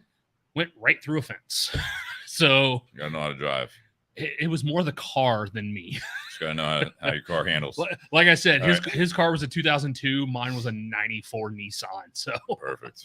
Love it. first car was a all steel diesel Mercedes 300 SD that my grandfather drove. Beautiful car. my father-in-law still has a D300. Yeah. My grandfather lived in New Jersey. We were in Indiana. So he just left one night and just drove it straight. My grandmother called my mom, said, have you seen your father or heard from him? He's not here. I don't know where he is. Next morning, he just showed up because I was going to be turning like 16, 17. Okay. He had bought her a car and all this stuff, right? So that was my first car. Freshman year of college, I was at Purdue, and I was the only one that had a car. And so me and my buddies would freshmen don't drive have around or cars. whatever. Rear wheel drive, no airbags, steel, diesel engine, all this stuff, right? And my friend, same thing. Like, man, you don't really drive all that fast. I said, well, there's a lot of mass to get up to speed in this, but if you want me to accelerate, I will. And it was snowing, so of course I'm, doing all that, trying to come up to a stop sign, and I couldn't stop. It just kept sliding and going around. Cop comes around, pulls me over. He's like, "Are you okay, son?" I was like, "Yeah, just got this old diesel car and it's rear wheel drive." And he goes, "All right, just be careful." Well, if he had looked, there was like 8 of us in the car. It probably could have. Should have given me a ticket because there was no seatbelts. And I was like, all right, see ya. College, what are you going to do, right? All right, here you go. Bobby Hirschman says, summers are so fast. How do you balance the time with your friends, spouse, hobbies, etc.? And who gets more of you? He said he's trying to plan a long weekend right now with his wife, and there's so much going on. It's just a thought. It's hard. I get more of me. Speaking of the Tyler. mic. Tyler said, "I get more of me." I don't know what that means. I think I So want to screw know. everybody else. As an adult, I've not been a big summer vacation person. I mean, the last vacation that Jess and I went on was a week in Nashville, and that was in November. Sure. So, I mean, that's not a summer vacation.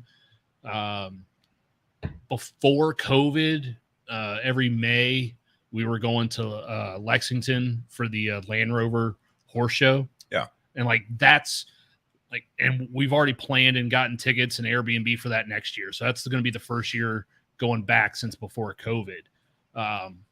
Those are the kind of vacations that we plan. So, Well, but the rest of that, how do you balance? Summers are so fast. They are. How do you balance the time with your friends, spouse, hobbies, etc.? Who gets more of you? It's not just the vacations. I think vacations come up more as you have kids because that it's They're not in logical, school. right? Yeah, summer break, so that's why it's such a big time, right?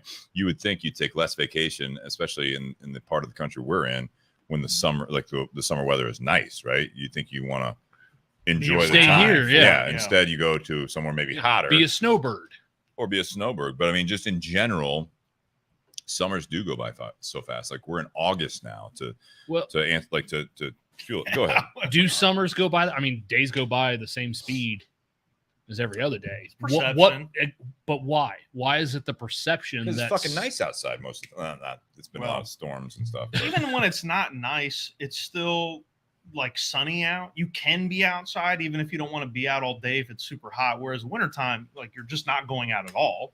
Yeah. Most people anyway, you know, they're not trying to be out at all. So that's why it definitely feels like the summer goes by quick. I would always use that as an excuse when my girlfriend would complain about how many cigars I was smoking. I go, oh, well, you know, winter is going to come around. I'm not going to be able to smoke, so I got to take advantage and smoke all the time. She doesn't really complain about it anymore. But if I would smoke like 3 cigars a week, she's like, I think you're hitting the cigars a little heavy. I think getting outside is like I don't hear people complaining about or it being a topic that there's seasonal depression in the summer. Am I wrong there? Yeah, the seasonal depression. We've talked about it before. Like what causes people to have that seasonal depression? It's because they're stuck inside. They can't go anywhere. They can't do anything. But then when summer hits, some of those same people, like, what are they actually doing to go outside? Well, I think that, I mean, so to Bobby, I mean, he's active in the summer, and I think you have to, like, you take advantage of it. Why do summers go so fast where like winters sometimes feel like they drag on forever? It's like, yeah, I mean, Tyler said the holidays. I think those are the highlights of it. But it's like when the winter drags on and it's gray for fucking, 30, 45 days straight, and you're dealing with gray weather, you can't get out and do anything. You have a bit of cabin fever and stuff like that. Kill that. You need some? I think most of the time, ounce, that's good. With I've had Bobby 70% of that bottle. I think with Bobby, asking that, I would say who gets more of you. That's up to you. I get what Kunal is saying, and Nate, you made that post about your days off and stuff like that. Summer, I think, goes by so fast because for me, or the feeling of it going by so fast, because growing up is like summer was like as a kid, like that's when you go out and do stuff. And I see Jonathan says he keeps working as normal or whatever. He says like I just keep working like regular in the summer, depending on what industry you're in or whatever you're doing or whatever you're summer for me, it's like in the wintertime, I don't have to mow my lawn. I don't have to like get as many outdoor chores done, if you will. And I with the schedule / the weather, it's tough to get that stuff done. So it's another thing I need to do. But I do enjoy being outside. I enjoy a good patio night or going out and having, brunch on a patio. I enjoy, fortunately, with Kristen being in an apartment, I can go to a pool on a Sunday. I mean, that stuff's fun. Yeah. In the wintertime, it's like there's different things that you look forward to. For me being like a Bears fan, it's NFL season goes so fast. I'm sorry. Right. Well, I'm a Colts fan. So Can't be any. It's not doing me any good recently. Can't be any worse than last year. But I'm just saying, I enjoy Sunday football. I enjoy all that stuff. So it's like when football season's over, I'm like, well, shit. Now what? Yeah, like now what? Same thing with summer. It's like the fact that it's turned August. I'm already saying like we only have, and there's several more weeks of it, but it's like pretty soon it's gonna be fall. I hope we have a real good fall here in the Midwest. I hope that it doesn't just go from 80, 90 degrees to winter snow on the ground. Yeah. And well, and the winter starts in late October and November, and then like it drags on through March or April. And so I'm just like, this where we're at, and he's in Philly, so he's got the similar weather seasons, and it's like I think it's because summer goes so fast. 4th of July is almost a month in the past. It seems like that was a while ago for me when I think about what I was doing on the 4th of July, but it also is like, oh, summer's almost over. I think sometimes it is more that people do let life just keep happening and they just don't take advantage of the weather. They don't do it. Like to your point, Nate, it's like the people that are complaining about like the winter and stuff, like, what do you do in the summer? Are you doing anything? You know what I mean? It's like we talk about this. We do it sometimes on the show when seasons are changing. You know what I mean? Like, it's fall again, it's winter again, it's summer again. Also, you gotta just like the friendship thing. You gotta put effort into it. When summer's here, you have to do something about it. Yeah. When it's don't just go inside and fucking watch Netflix all the time. On your days off. The winter's for. It's the winter's for. Yeah. When it's warm outside, during the nights, during the last couple months, like I've been outside on the patio, having cigars, having a couple drinks, watching stuff on my phone, just hanging out outside, because I know darn well I'm not going to be able to do that during the wintertime. When it's 20 degrees, I'm not going out on my patio and having a cigar. So as you guys were talking, like all of a sudden, like it kind of hit me, like when what Tyler said when we first brought it up, I get more of me. Like as you guys were talking, and I was sitting there going, "Holy shit!" Like that's actually accurate. Holy shit, Tyler, way to go!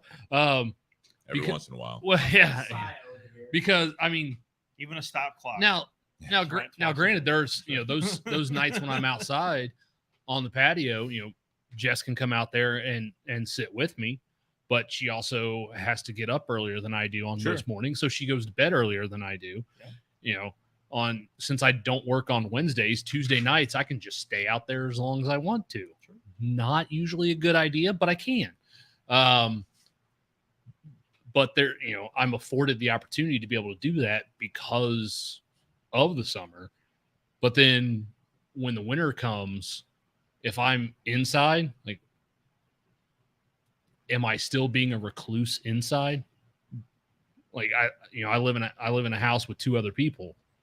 Like, do I not see them during the wintertime as well? Like, if that's the way it is, then that's a problem. What's the problem there?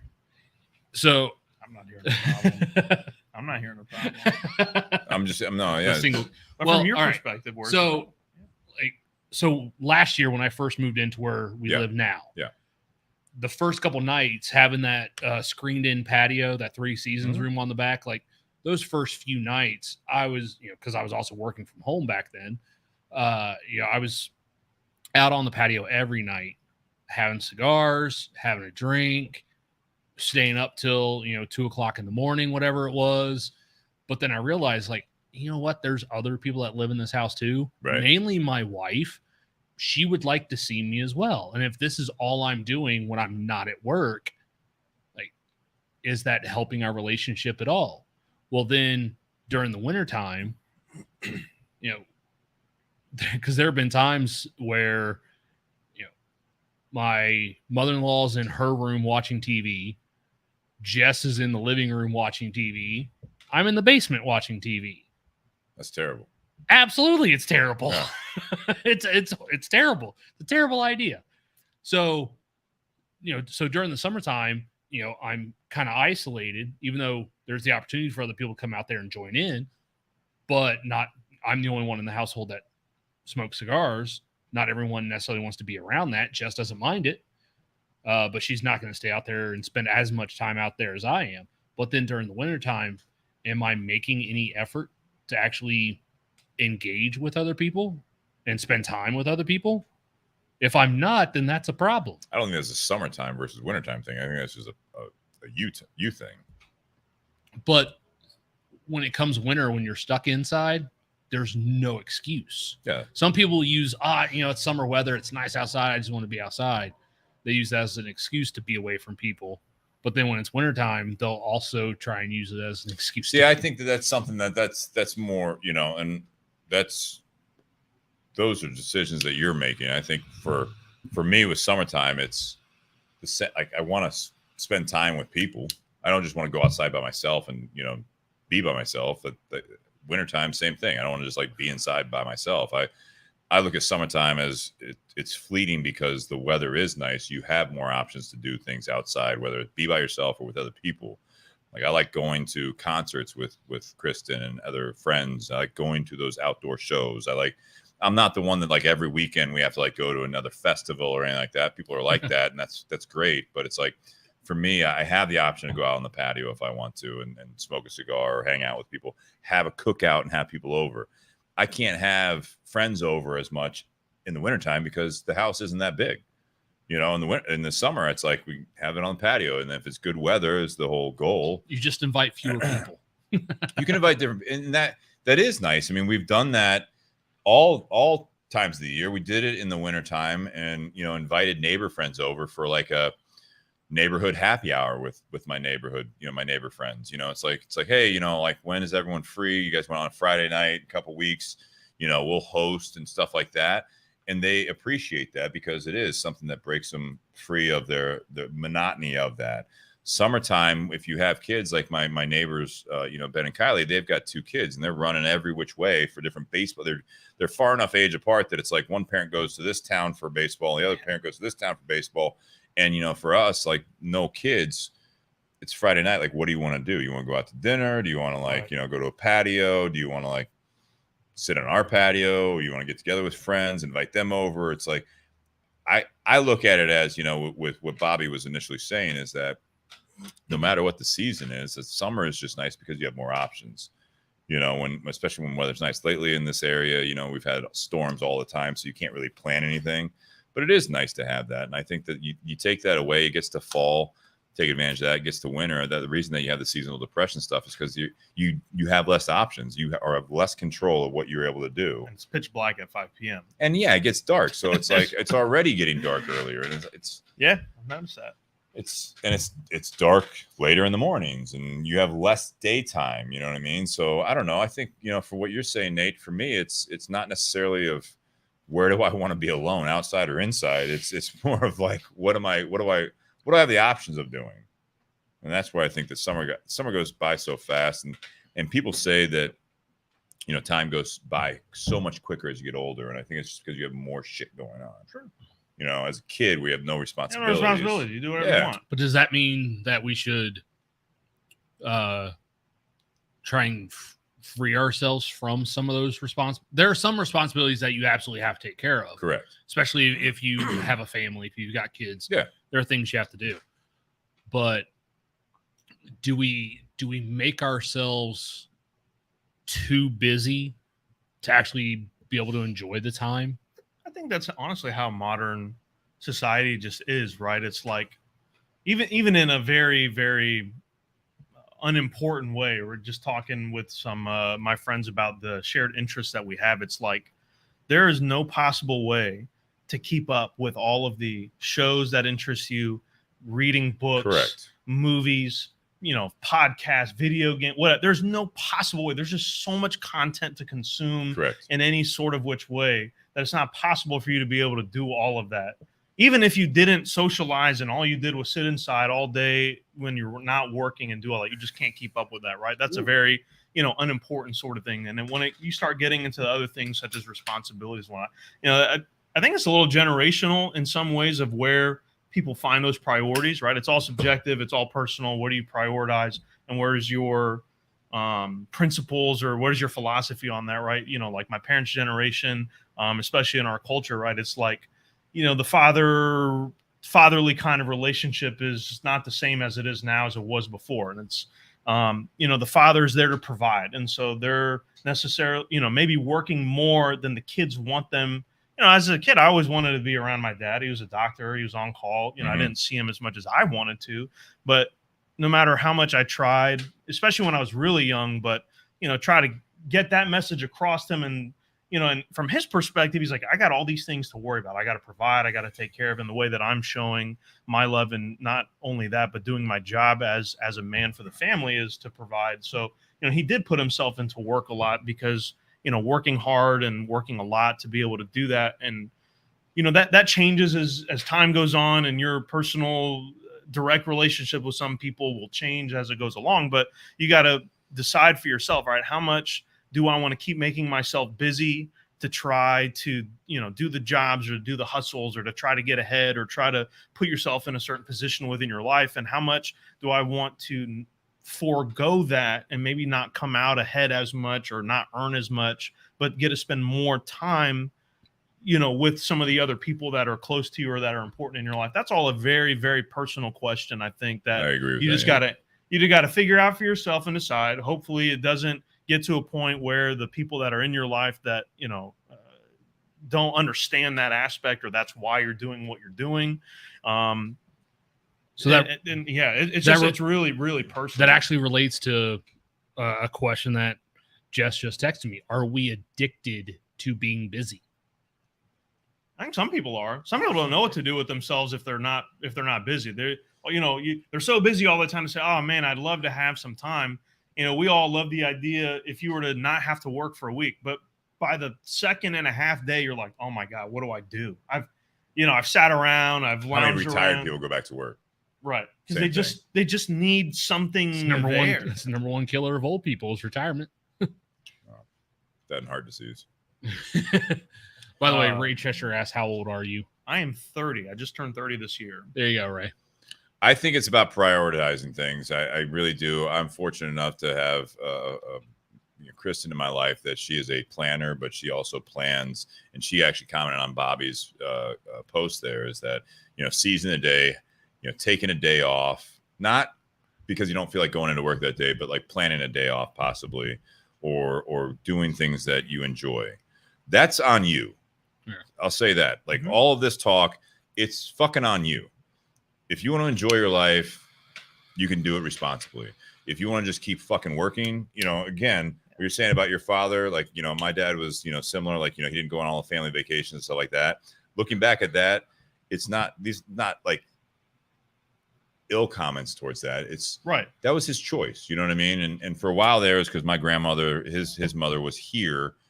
And so like, that's what he knew. He needed to be available if something was up with that. And I got that part of it.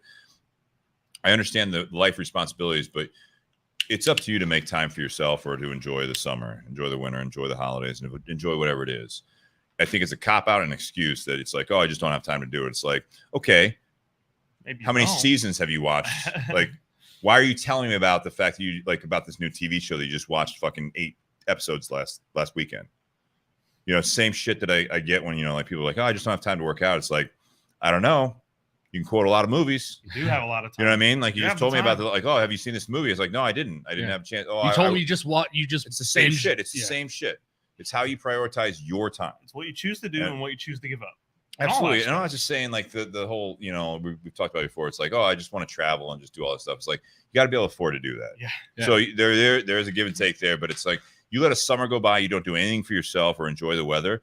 If that's your personality and you are happy, that's great. If you're going to complain about it, it's just like the friends that are never available to do anything. And you're like, I stopped inviting you. It's like, I don't feel sorry for someone that's not enjoying a summer because you're like, well, I just keep working. It's like, do you have vacation time? Yeah, I just never take it. It's like, figure it out. You know what I mean? If you're being like, if you have an employer that makes you feel guilty about taking time off all the time, figure that shit out. Yeah. Don't keep complaining that you never have time to do anything because again, you do. But when you are in that mode, I think a lot of times people get in that mode of when you said it. I liked what you said. I was like that in my previous job. I like that what you said on Facebook or Instagram, whatever it was. I was going to bring that up. You're going to do nothing today. It's like, I need those days too.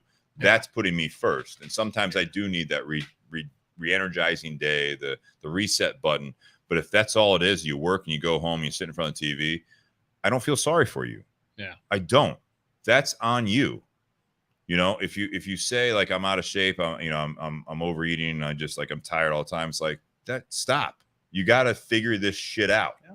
And I think that's where we get with this is like summer's fleeting. And, Bobby's, saying, like, how do you prioritize it? It's like, you do just that. Sit down and figure it out.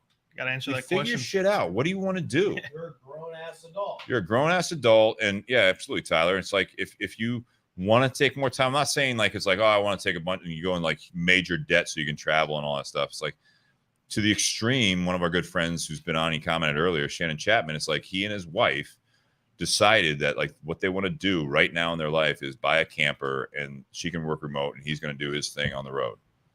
And they did that. Very rare. That's, in my opinion, that's pretty extreme. Right. But if you tell me, and I've been that person, I didn't take a vacation for several years, that's on me. I didn't prioritize me. To Tyler's joking point earlier, it's like, who gets more of me, or who gets the prioritized position in that summer or whatever. It's me. Yes, it is, and that should and then include people that are important around you, and hopefully you have people around you, friends or otherwise, that are like, "Hey, let's go to that concert, let's go to this park, let's do this stuff," and all you keep saying is, "No, no, no, I'm tired, I can't do it," and all that stuff. It's like, what are you doing? And then you find out that you're binging Netflix or Hulu or whatever it is. It's like, if that's what you want to do, great. If you think and woe is me, that's on you. Is this thing on? Yep. Beautiful. Now it's on. Okay, so like I brought this up the last time I was on the podcast or whatever. Like my escape is to like, yeah, me and Kunal, we're traveling all the time and shit like that, doing our job the right way. You gotta travel a lot and do stuff like that, right? Sure. You gotta be away from home. So when I am home, I try to take advantage of it and I do whatever the hell I want to do. So mentally I'm like there ready to go. Even when I'm on the road, I could be looking forward to the next thing I got planned or whatever, the next concert I'm going to. Like I went to like 7 concerts the first half of this year. That's awesome. And then I plan on going to probably another 7. I mean, I was going to go to Sam Hunt last week, but it was like 99 degrees and 9% humidity in Indianapolis. Nah, man. On a lawn seat. Yeah, not doing that, you know. No. As much as I love Sam Hunt, but not doing that. But like this Sunday, I'm going to the Zach Brown Band. Nice. Never seen them before. I'm super excited about it. Me and a friend are going, and like I'm super stoked about that. And that's like my time away. That's me prioritizing my needs at that point. Is like I'm gonna need like just a day where I'm like I don't give a shit what's going on in the cigar world, what's going on anything else outside of the world. I'm just gonna need my me time. And that's in my oasis, which is like just listening to great country music type shit. Yeah. And like I got that shit lined up I got 3 more concerts that I already bought tickets for the rest of this year. Probably gonna add a couple more to it, and that's gonna be like my oasis to get out of. That's what like, you want to do. because that's what I want to do. Yeah. That's what I meant when I said I'm gonna do. What did I say? I'm gonna do more of me or I whatever. get I get more of me. I get more of me because I got to do what makes me mentally like stable and mentally like happy. Yeah. That's See, different. Because at the end of the day, that's what's most important. If you Is I got to make myself happy before I make anyone else happy. Because if I'm not happy, then what the hell are we doing here? Well, there's talk on here too that about the Jonathan, like you were talking about video games, and Ann's talking about a reality TV, and it's like I don't have a problem with you doing that, but if that's all you do, and then you complain about not having any time to do anything, you have made choices with your time. 100%. That was part of my problem back when I was a cigar rep. I felt like it even started even with my new job a little bit. I felt like I had to prove myself so much right out of the gate that I everything had to be focused on work. Sure. So there I was as a cigar rep, as half the people in this studio audience are. Well, he's entirely the studio audience. Tyler's in People in the garage, full time. 50%. Yes. No. So as I told Kunal before we started the podcast, like when I was a rep, my average week was leave my apartment 8 a.m. Monday morning, come home sometime Friday night. Like that was my average week. But that's because that's what being a cigar rep kind of dictates, especially when you have a large territory. The mistake I made was I was so involved with my job that then when the weekends came, Saturday morning when Jess and I would wake up and she's like, "Hey, what do you want to go do?" I want to go hang out at Tinderbox. I want to hang out at a cigar shop. I'm gonna that you do 5 days a week. Yeah, anyways. I'm gonna bring all of my stuff and have it with me just in case. And I'm just gonna sit in the cigar lounge. I'm gonna smoke cigars. I'm gonna talk to people.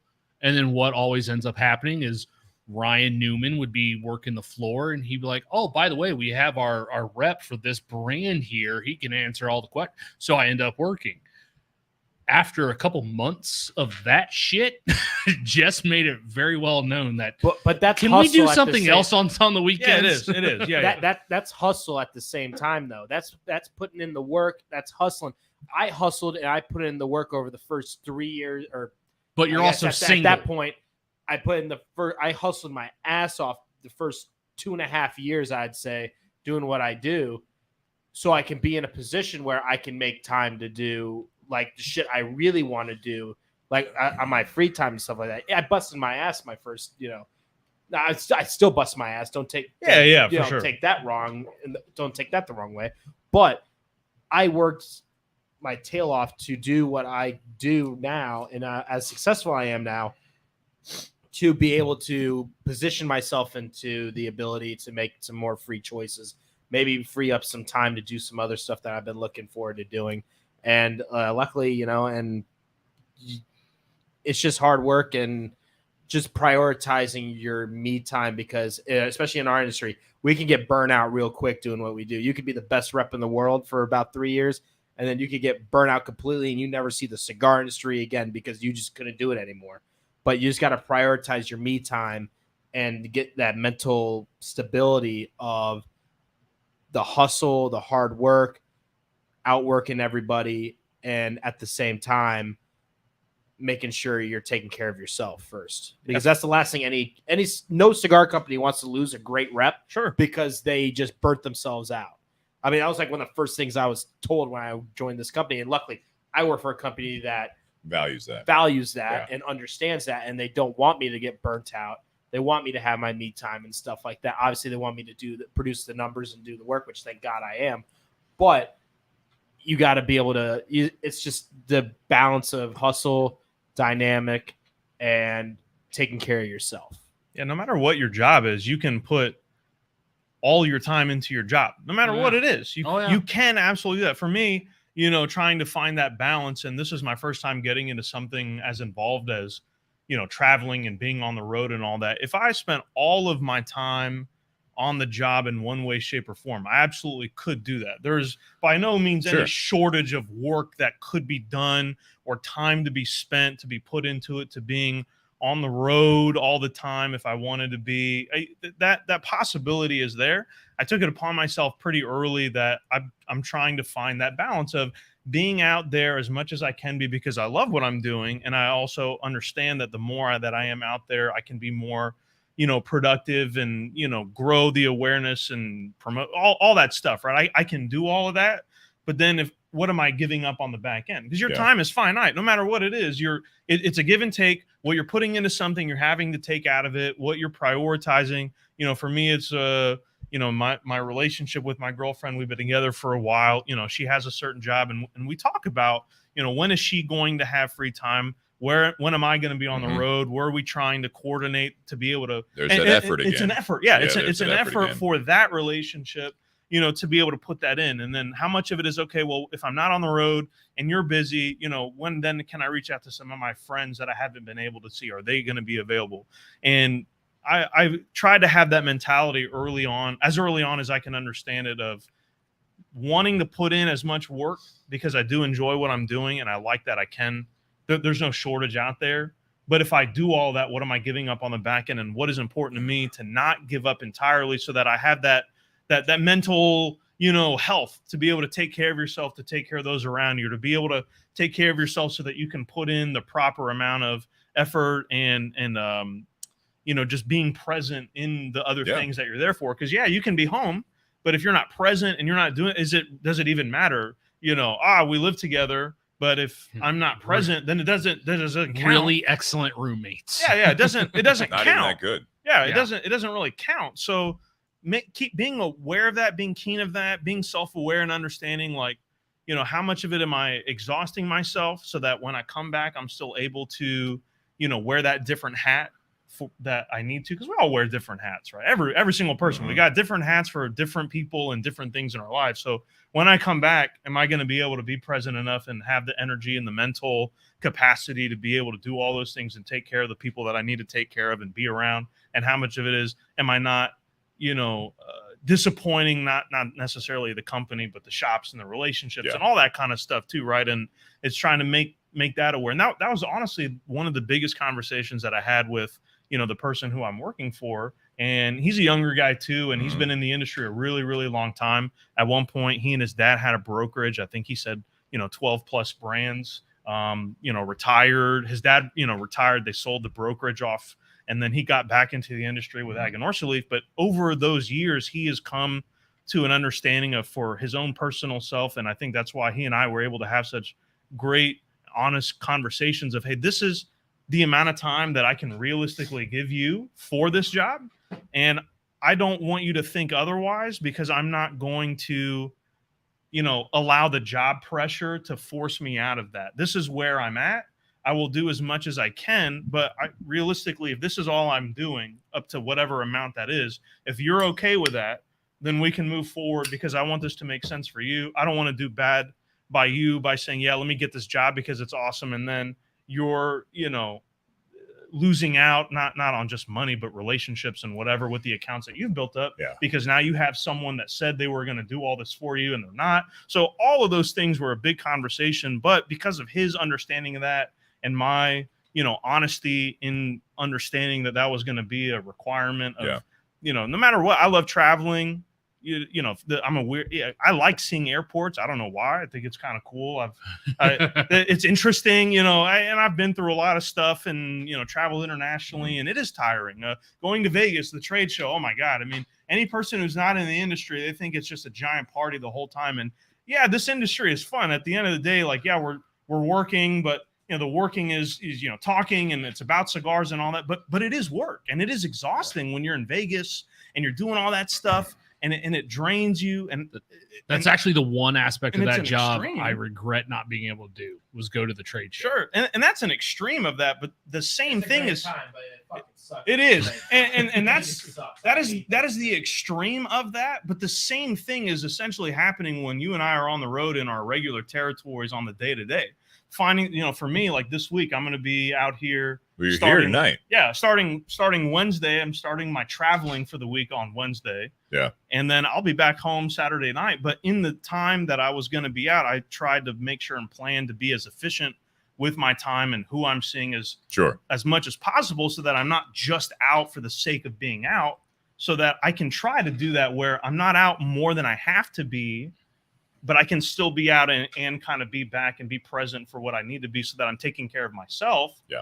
To have the energy to be able to deal with all of that and not burn myself out and not have, whatever bouts of, depression or, just being down or whatever you want to call it. But you don't want that to happen either.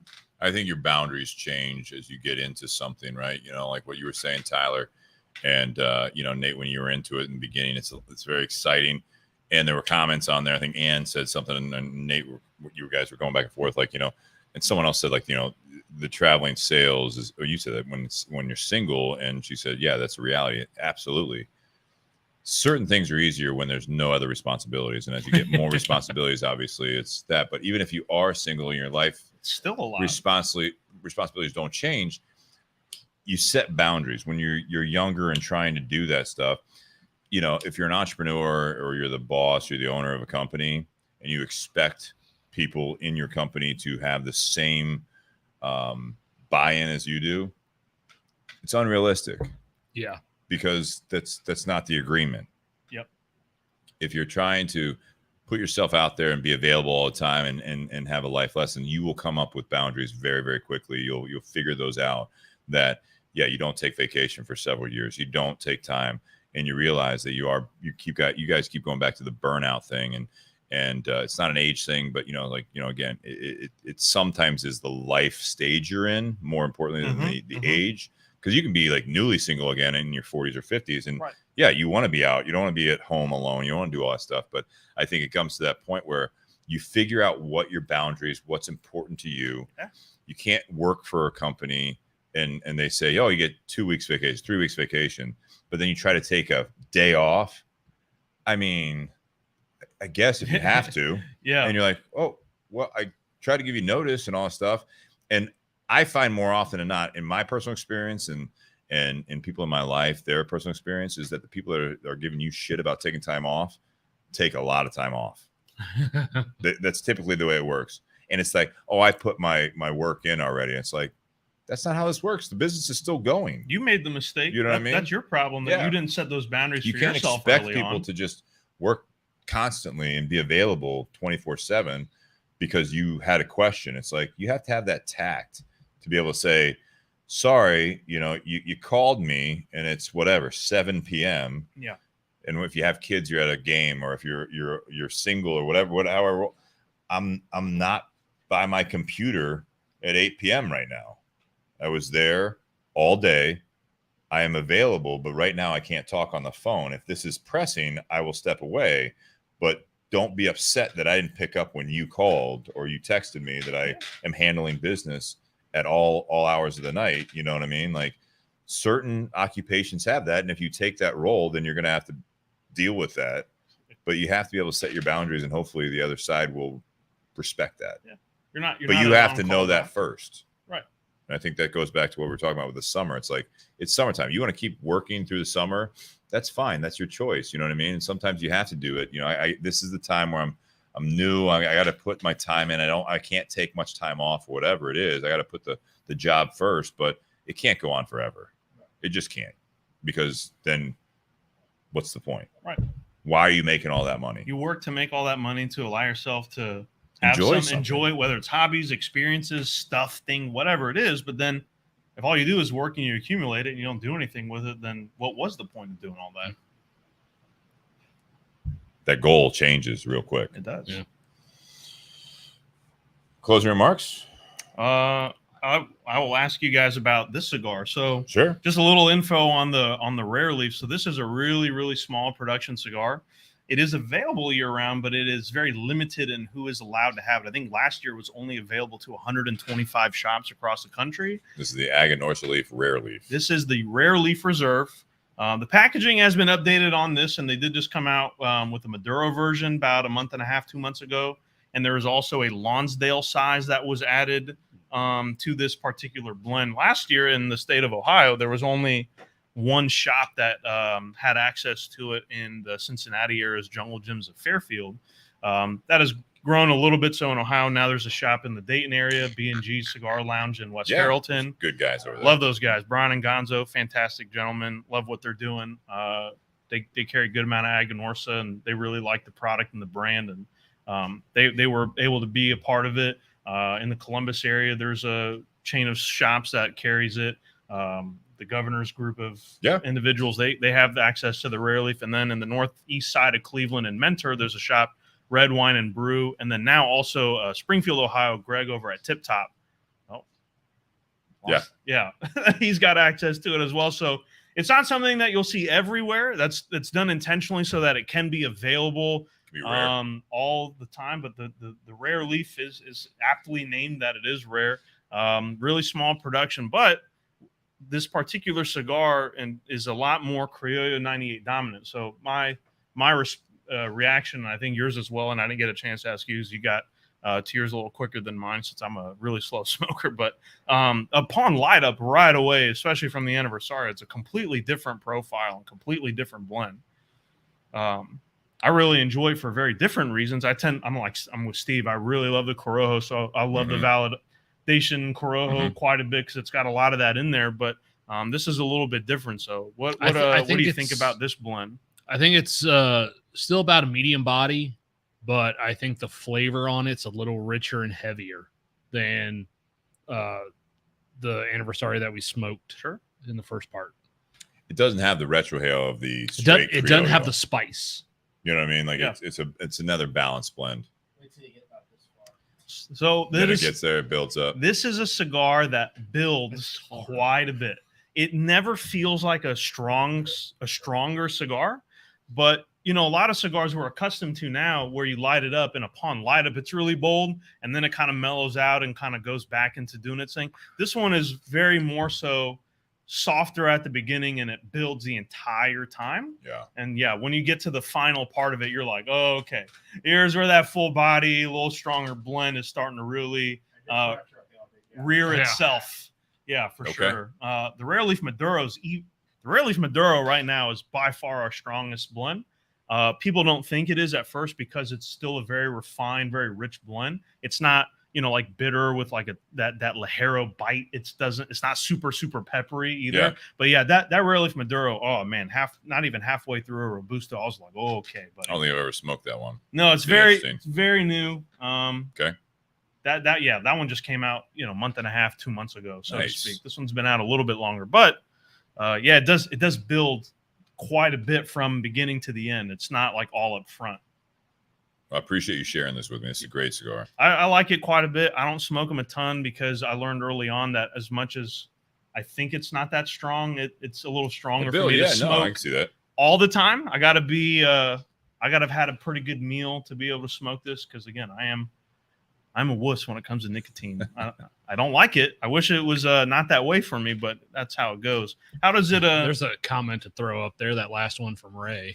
How does it suit your preferences and kind of your palate, what you're in the mood, and how's it suiting you? No, it's as it's gone on, it's a little bit more up my alley, because I'm typically more of like medium full body type smokes, but then I also enjoy some lighter cigars or medium body cigars. You know, I started my day off today with an Espinosa Laranja. That was my coffee cigar today. Great cigar. I could not have that in the morning. I gotta eat something before I have that. The night before last, started mine with the Knuckle Sandwich, Connecticut. So I can enjoy. Aganorsa Leaf's on the podcast. Aganorsa Leaf podcast tonight. Fucking Tyler's here. No, what I'm saying is, I can enjoy every day, bro. I didn't know Chrissy was here. No, when this cigar started out, I was like, okay, this is kind of similar to the first one, but yeah, you're right. As you smoke it, it does build, and gets a little bit more into my wheelhouse of what I typically enjoy smoking. What's different with the makeup of this cigar? You said more Criollo. More Criollo dominant. I really enjoy Criollo. There was one company that, they've got a bunch of blends out, and their Criollo was actually my favorite of their line. And then they're like, yeah, we're discontinuing that one. Camacho. Yes, yeah. Steve nailed it. Yeah, that was my first guess when you were. Yeah, that was my favorite of their lineup, and they're like, yeah, we're discontinuing, and I'm like, okay, then there's not really much for me to get excited about. That was Very yellow. Yeah. Yellow. But no, I actually like this cigar a little bit more than the first one. Okay. Have you smoked these before? It's been a while. I think if I did, Sure. I don't think I've smoked Just it. wasn't around here. It wasn't around. I think I might have had a sample at one point. Sure. No, I enjoyed it as well. I think this is a great way to, again, a follow-up of the Anniversario too. This is a nice contrast to it. But yeah, on the light, it's just been since the light, it's been a really enjoyable. I think it does build, but it goes just, again, construction fantastic. The building, the overall journey of a cigar, it's fantastic. Glad you guys liked it. I like it a lot, but I like the branding on it too. yeah, and they changed the top band a little bit, so it's not as much of a cursive script, and it's got the Aganorsa, a little more legible, stands out a little bit more. You need to do that, yeah. Yeah. And it's still honestly questionable on that. Right. It's harder to read as it is right now. And so again, everything that Terrence has been working on and the team's been working on to really make things stand out more, even within the other blends and the other brands, so that when you see it, you recognize, yes, that's the Rare Leaf, and it has a different theme than the Anniversario, a different theme than the Validación, different theme than the Signature, even, which actually shared the same motif but just had a different color for the top band. So they've changed them all so that they're all separate from each other. I'm going to go into my closing remarks first. I think the topics we talked about with friendships, we're talking about like summertime and all. It goes back to the resounding theme that I've heard from everyone is the effort you put into it. More often not talking about vacation or, taking advantage of summer or the friendships. I'll just go ahead and say it. The resounding thing in our world, especially our country right now, is, the mental health and stuff like that.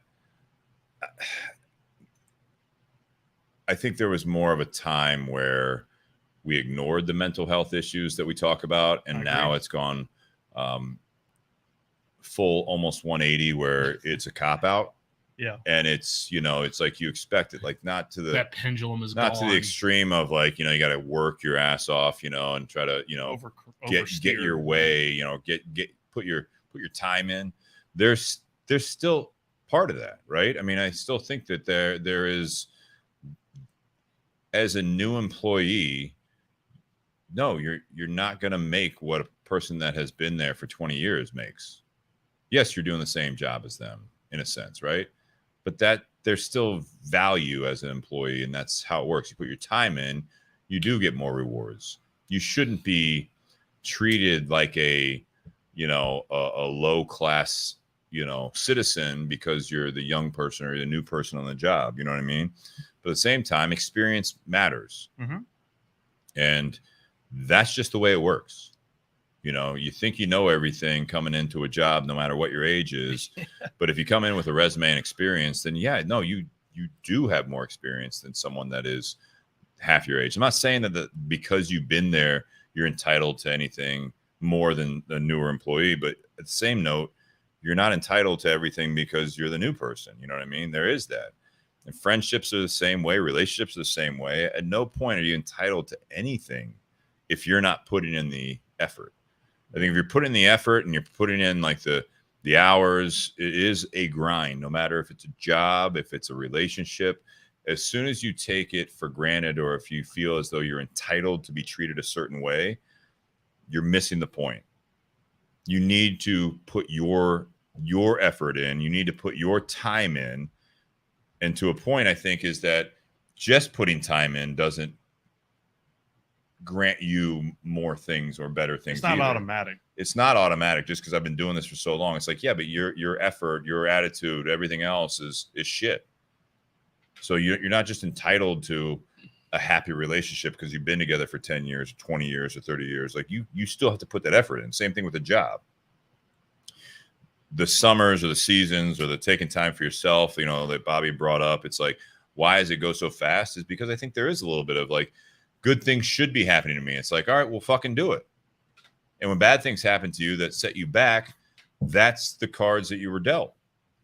It's not a smooth road all the time. And you can put effort in and still bad things are going to happen to you. Sometimes that's what it goes. But on the flip side of that is that if you are doing your best, you're doing a good job at whatever it is, you're putting yourself out there for a relationship, for a job, career, whatever it is, your health journey. And you all of a sudden you start feeling bad. You go to the doctor. It's like, oh, you have cancer. It's like, it's not personal. You know what I mean? Like you did everything right, but shit's still going to happen. So I think that, at least if you have the groundwork and you have that steady base and you have that steady foundation of what you're putting into your everyday life, your relationships will be better. What's important to you, what your goals are, the return on investment of your time and effort should be better if you don't do anything. You're not going to win the lottery in a relationship. You're not going to win the lottery in a job. You're not going to win the lottery, most likely. The odds are against you. Strong. If all you do is throw out a couple bucks and you're like, hey, at least I showed up. At least I did this. It's like, that's step one of 100. You have to be able to do more than that. And you got to do it tomorrow and the next day. You know what I mean? Like it's all of that stuff. It's like things aren't just going to fucking come to you. Sometimes they do, and you better feel fucking fortunate that they do. Someone walks into your life, you're given an opportunity in a job or anything else. You're given those opportunities. You got to still take advantage of it. It's that same thing. It's like, what have you done for me lately? What have you done for yourself lately? Is that you really need to continue to put the effort in. You have to continue to, as Tyler said, you grind and do all that stuff. But it's like, even when you've put in a couple years, 10 years, 20 years, you still need to put the effort in. You're not entitled to anything. It just never stops. And you talk like retirement, same thing. Once you get to that retirement age, if you built that stuff up, hopefully you get to enjoy your retirement or whatever, if that even happens. There's people that work until they're dead. We probably won't get Social Security, me and Tyler. They've been saying that for fucking 30 years. They've been saying that before I was born. They'll figure it out. People are living longer, so it's not 55 anymore. Now it's whatever, 65, 67. It's like it's because we're living mostly, People like dropped dead at 40, you know, back in the day before penicillin and all that stuff, I just look at it as that, I think with all these topics is the resounding theme for me is effort. You got to keep putting it in, and you're allowed to allow yourself some time off. You're allowed to, especially we are fortunate where we are right now that not everyone is living the same life. No one's living the same life, but we are in a country and in a world today that you are able to at least enjoy it. And sometimes it is a reality show. Sometimes it is a cigar. Sometimes, it's like, yeah, we all enjoy like these luxury items, like, high-end bourbons and cigars. It's like, it doesn't mean that you're just entitled to be able to smoke fucking, $25 Padrones every day if that's what you like. You got to find stuff that you can enjoy what you're doing within your means. But again, always within your means. If you want more, you put more into it. And that doesn't still entitle you to make more money or to have happy relationships. Shit's still going to happen. You got to make the best of it. And you got to keep moving forward constantly on that and keep putting in the effort. Well, I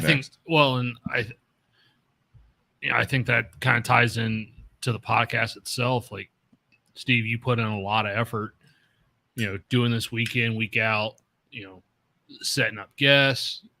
Most of the time, you're the one coming up with the topics to talk about, because honestly, there's a lot of times where you'll text me like, hey, is there anything you want to talk about? And I'm like, well, shit, I haven't even thought about it since last week. And yet the show keeps coming around. And the show keeps Wednesdays going. keep happening. Must go on. But that's also one of the great. I got a whole box. What am I going to do with it? That's also one of the great things about the community. The last 2 weeks you've reached out to the community about topics for part 2, and the community has responded. I could not do that. All right. And this time, sorry, I'm just like, oh my god. No, a year or two ago, when we would ask the community for topic ideas, that we'd get nothing. That topic would even be pinned, and we'd get nothing in response about what people wanted to talk about. So it was up to us to come up with something to talk about. Lately, reaching out to the community, like, hey, what do you guys want to talk about? I think a lot of the community for this podcast, they have stuff going on that sometimes is the inspiration for some of the topics and why we end up talking about what we do. Because, yeah, Steve and I could sit there and talk about what we want to talk about, and it could be a podcast just about us, and we smoke cigars and drink whiskey. But what makes the podcast what it is the community involvement. And because we don't do this show just for us, because Steve and I could easily just meet up on Wednesdays and like, you know what, we're not even going to do a show. We're just going to hang out, smoke cigars, and drink whiskey. But we still do a show, not for our own benefit, but for the benefit of people listening or watching. And so getting that involvement from them, it's a big help, because obviously there's things they want to hear us talk about. They have their own opinions, but they also want to hear what we have to say as well, because maybe we'll bring a different perspective on a topic. Maybe we'll come up with an idea that's different than something that they had thought of or hadn't thought of.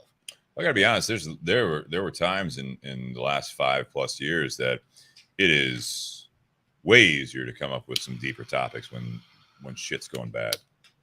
Things that I wanted to talk about or get perspective on or give my opinions or talk things through. Right at the moment, and for a while now, things are going great. I got a great relationship. I can complain about the hail damage on my car, needing a new roof, recently, there's a lot of things that I can complain about, but those are small things, and those aren't, that's why I'm going to the community. That's why I'm going to, like, if we have a guest on, it's like, what do you want to talk about? It's because we've been doing this for 5+ years. And it's like, it was great to have this as an outlet when I wanted to like really dive deep into stuff, because I was in deep thought. Things are going well. People don't always want to just hear about how good things are going. That's not good, to Ann's point. That's not good reality TV. Yeah. I watch a lot of like horror movies, and this is just a side note. Sure. I watch like I don't watch a lot of horror movies, but like horror movies, my favorite part of like a horror movie is like the first like 20 minutes when it's like they're having a great time at the cabin. You know what I mean? Like everyone like they're all going swimming. Like it's like this is a fantastic weekend. Like I kind of want to see, or like at the end of a movie, it's like things worked out. It's like I'd watch another 2 hours of just like everyday life with these people. It sounds great. Like they finally got the job they've been going for. The relationship is happening. that shit won't sell. No. No one wants to watch that. No. Like, when are they going to fight again? You know what I mean? Like, when is the Misery when are loves they going to get company. fired again? You know, it's like that's drama. We're all into it. You know, so that's why do we love watching car accidents? yeah, exactly.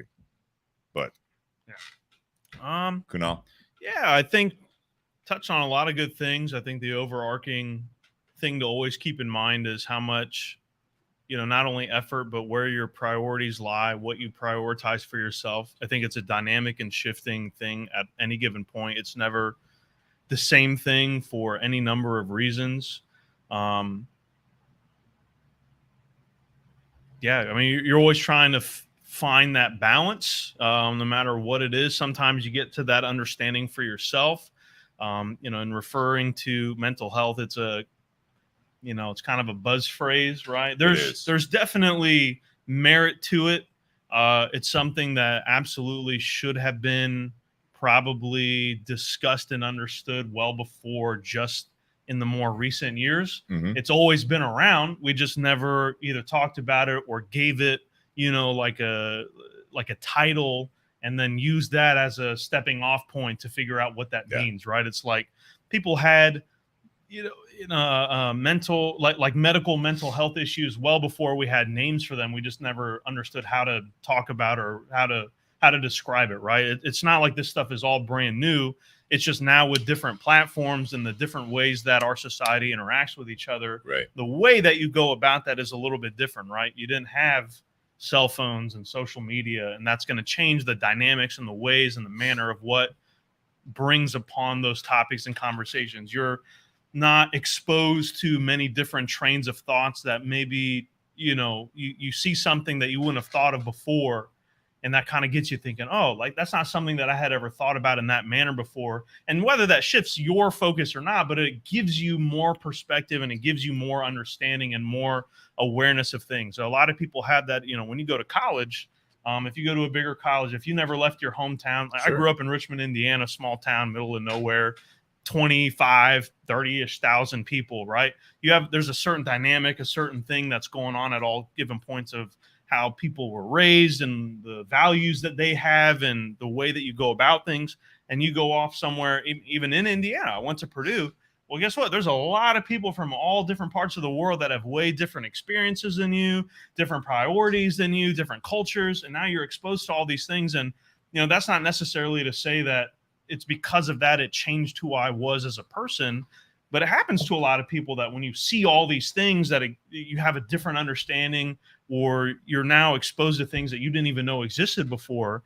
And that's going to change the way that you think about things, either for yourself or maybe it shifts entirely what you thought, to hold for your own reality, right? We always talk about truth and what is the real thing and what's out there. Everyone's truth is individual to themselves. And that sometimes is a good thing and sometimes it's a bad thing. Just like anything else, nothing is always good and nothing is always bad. Social media, it's constantly brought up. Is social media done good for our society, or is it overall a bad thing? I don't think it's one or the other. It's both. There's great amplified the reality. It's great aspects of certain things and terrible aspects of a lot of things. Yeah. It's stuff that's always been there, but now it's in the public eye. It's in, it's in content that you can consume, right? Before there was reality TV, there was nothing that was ever like that as far as content that you could consume. Now, MTV and VH1 and all whatever, right? They brought it into the public eye, and I think it's a horrible thing, and I can't stand any of it. But you know what? Some people love watching that, and they eat that shit up, and more power to them. Whatever you like to do, if it doesn't impact anybody else negative, I'm a full believer of do whatever you want to do, believe whatever you want to do until you start impacting other people negatively. Your beliefs and my beliefs, whatever it is, serious or unserious. But the moment you start trying to negatively impact other people, you start getting preachy about stuff and trying to force everybody to going into what you hold to be true that's not the way to go about it. Right. So, just anytime you're going through these things for yourself, making efforts for your own mental health, however you want to classify that for yourself. Everybody's needs are different. Some people need more time alone before they can go out. Some people don't need that, right? There's never one answer for any of these things. There's no one solution that fits all. There's no one universal problem. It's all different based on who's around you, based on what you're doing in your life, what part of the life that you're in. To your point, it's not just an age thing, but where you are within the scope and the realms and the circles that you're surrounding yourself by. So, sometimes try to take a step back and just reflect, for yourself and try to figure out what's important to you. Try to make those efforts of what the things are that you find to be important for the people that are important to you, whether it's, your direct family, whether it's your friends, your coworkers, whatever it is, your job. And, we're always, no one ever has everything figured out, no matter what. Even at your best, there's still things that you got to be constantly working on and trying to figure out that balance, because that's what it all comes down to. I think one of my really strong philosophies that I hold is that there's got to be a balance in everything. Your religion, your job, your relationships, your hobbies. Again, the bourbon's a great example. You can go and camp out and spend all your time and all your money and do all this, that, and the other thing. I think that's a little extreme. Some people want to do all that, and then they have issues with their marriage because they're spending all their money and they're not spending any time with their wife and their kids. Whatever it is, even if it's something that seems important or not, you got to have that balance. And if you over-index into one thing or the other, or you go all or nothing, I don't think nothing is black or white. Everything is a gray area. And I think the quicker people of all walks of life were to be able to understand that, things would be able to go a lot smoother. These conversations we could have wouldn't be so aggressive or so extreme. The internet is really good for making that happen, because you're not talking with someone, context is lost. You feel that you can say and do certain things on the internet because you're in the safety of the screen, right? Whatever it is, just try to have a balance and understand that everyone's got their thing. Not everyone is going to have gone through the same things as you. No one has. I give everyone as much of the benefit of the doubt initially as possible until it starts. I think it was Bill Parcells that said, if someone shows you who they are, believe them. Yeah. There comes a point. There comes a point where, at first you try to give them a little, all right, maybe sort of, but then eventually it becomes a pattern, and you're like, all right, that's just how that person is, or that's just what they do, or whatever it is, right? So try to find that balance. Try to give people the benefit of the doubt as long as you can until it doesn't make sense to do it anymore. Yeah. And just try to be happy, man. We're all just trying to enjoy life, right? Enjoy summer.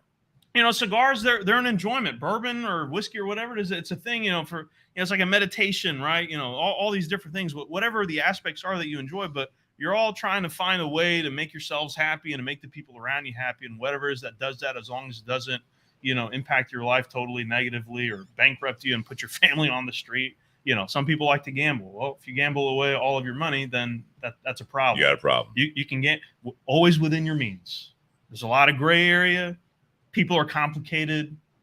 And set your own boundaries, like I said earlier. Relationships are complex. Yeah, absolutely. Thank you so much. Time's valuable. Thanks for having me, guys. This is awesome. You got an empty glass. You want to pour a little sip in there real quick to cheers? Is there anything in that? There you go. That is a very little sip. That's it. That qualifies. We killed the bottle. Perfect. Which is fine by me. All right, guys. Happy Whiskey Cheers, Wednesday. guys. Cheers. Tyler, Cheers, we got Tyler. you coming on in 2 weeks, I think. Yep, 2 weeks. 2 weeks. We got Tyler coming on. Guys, we'll see you next week. Thank you very much for joining in. Make sure you share, review it, whatever, comment on everything. Join the Bourbon and BS community page, and join us next week when we're going to be live again next Wednesday. Thanks, guys.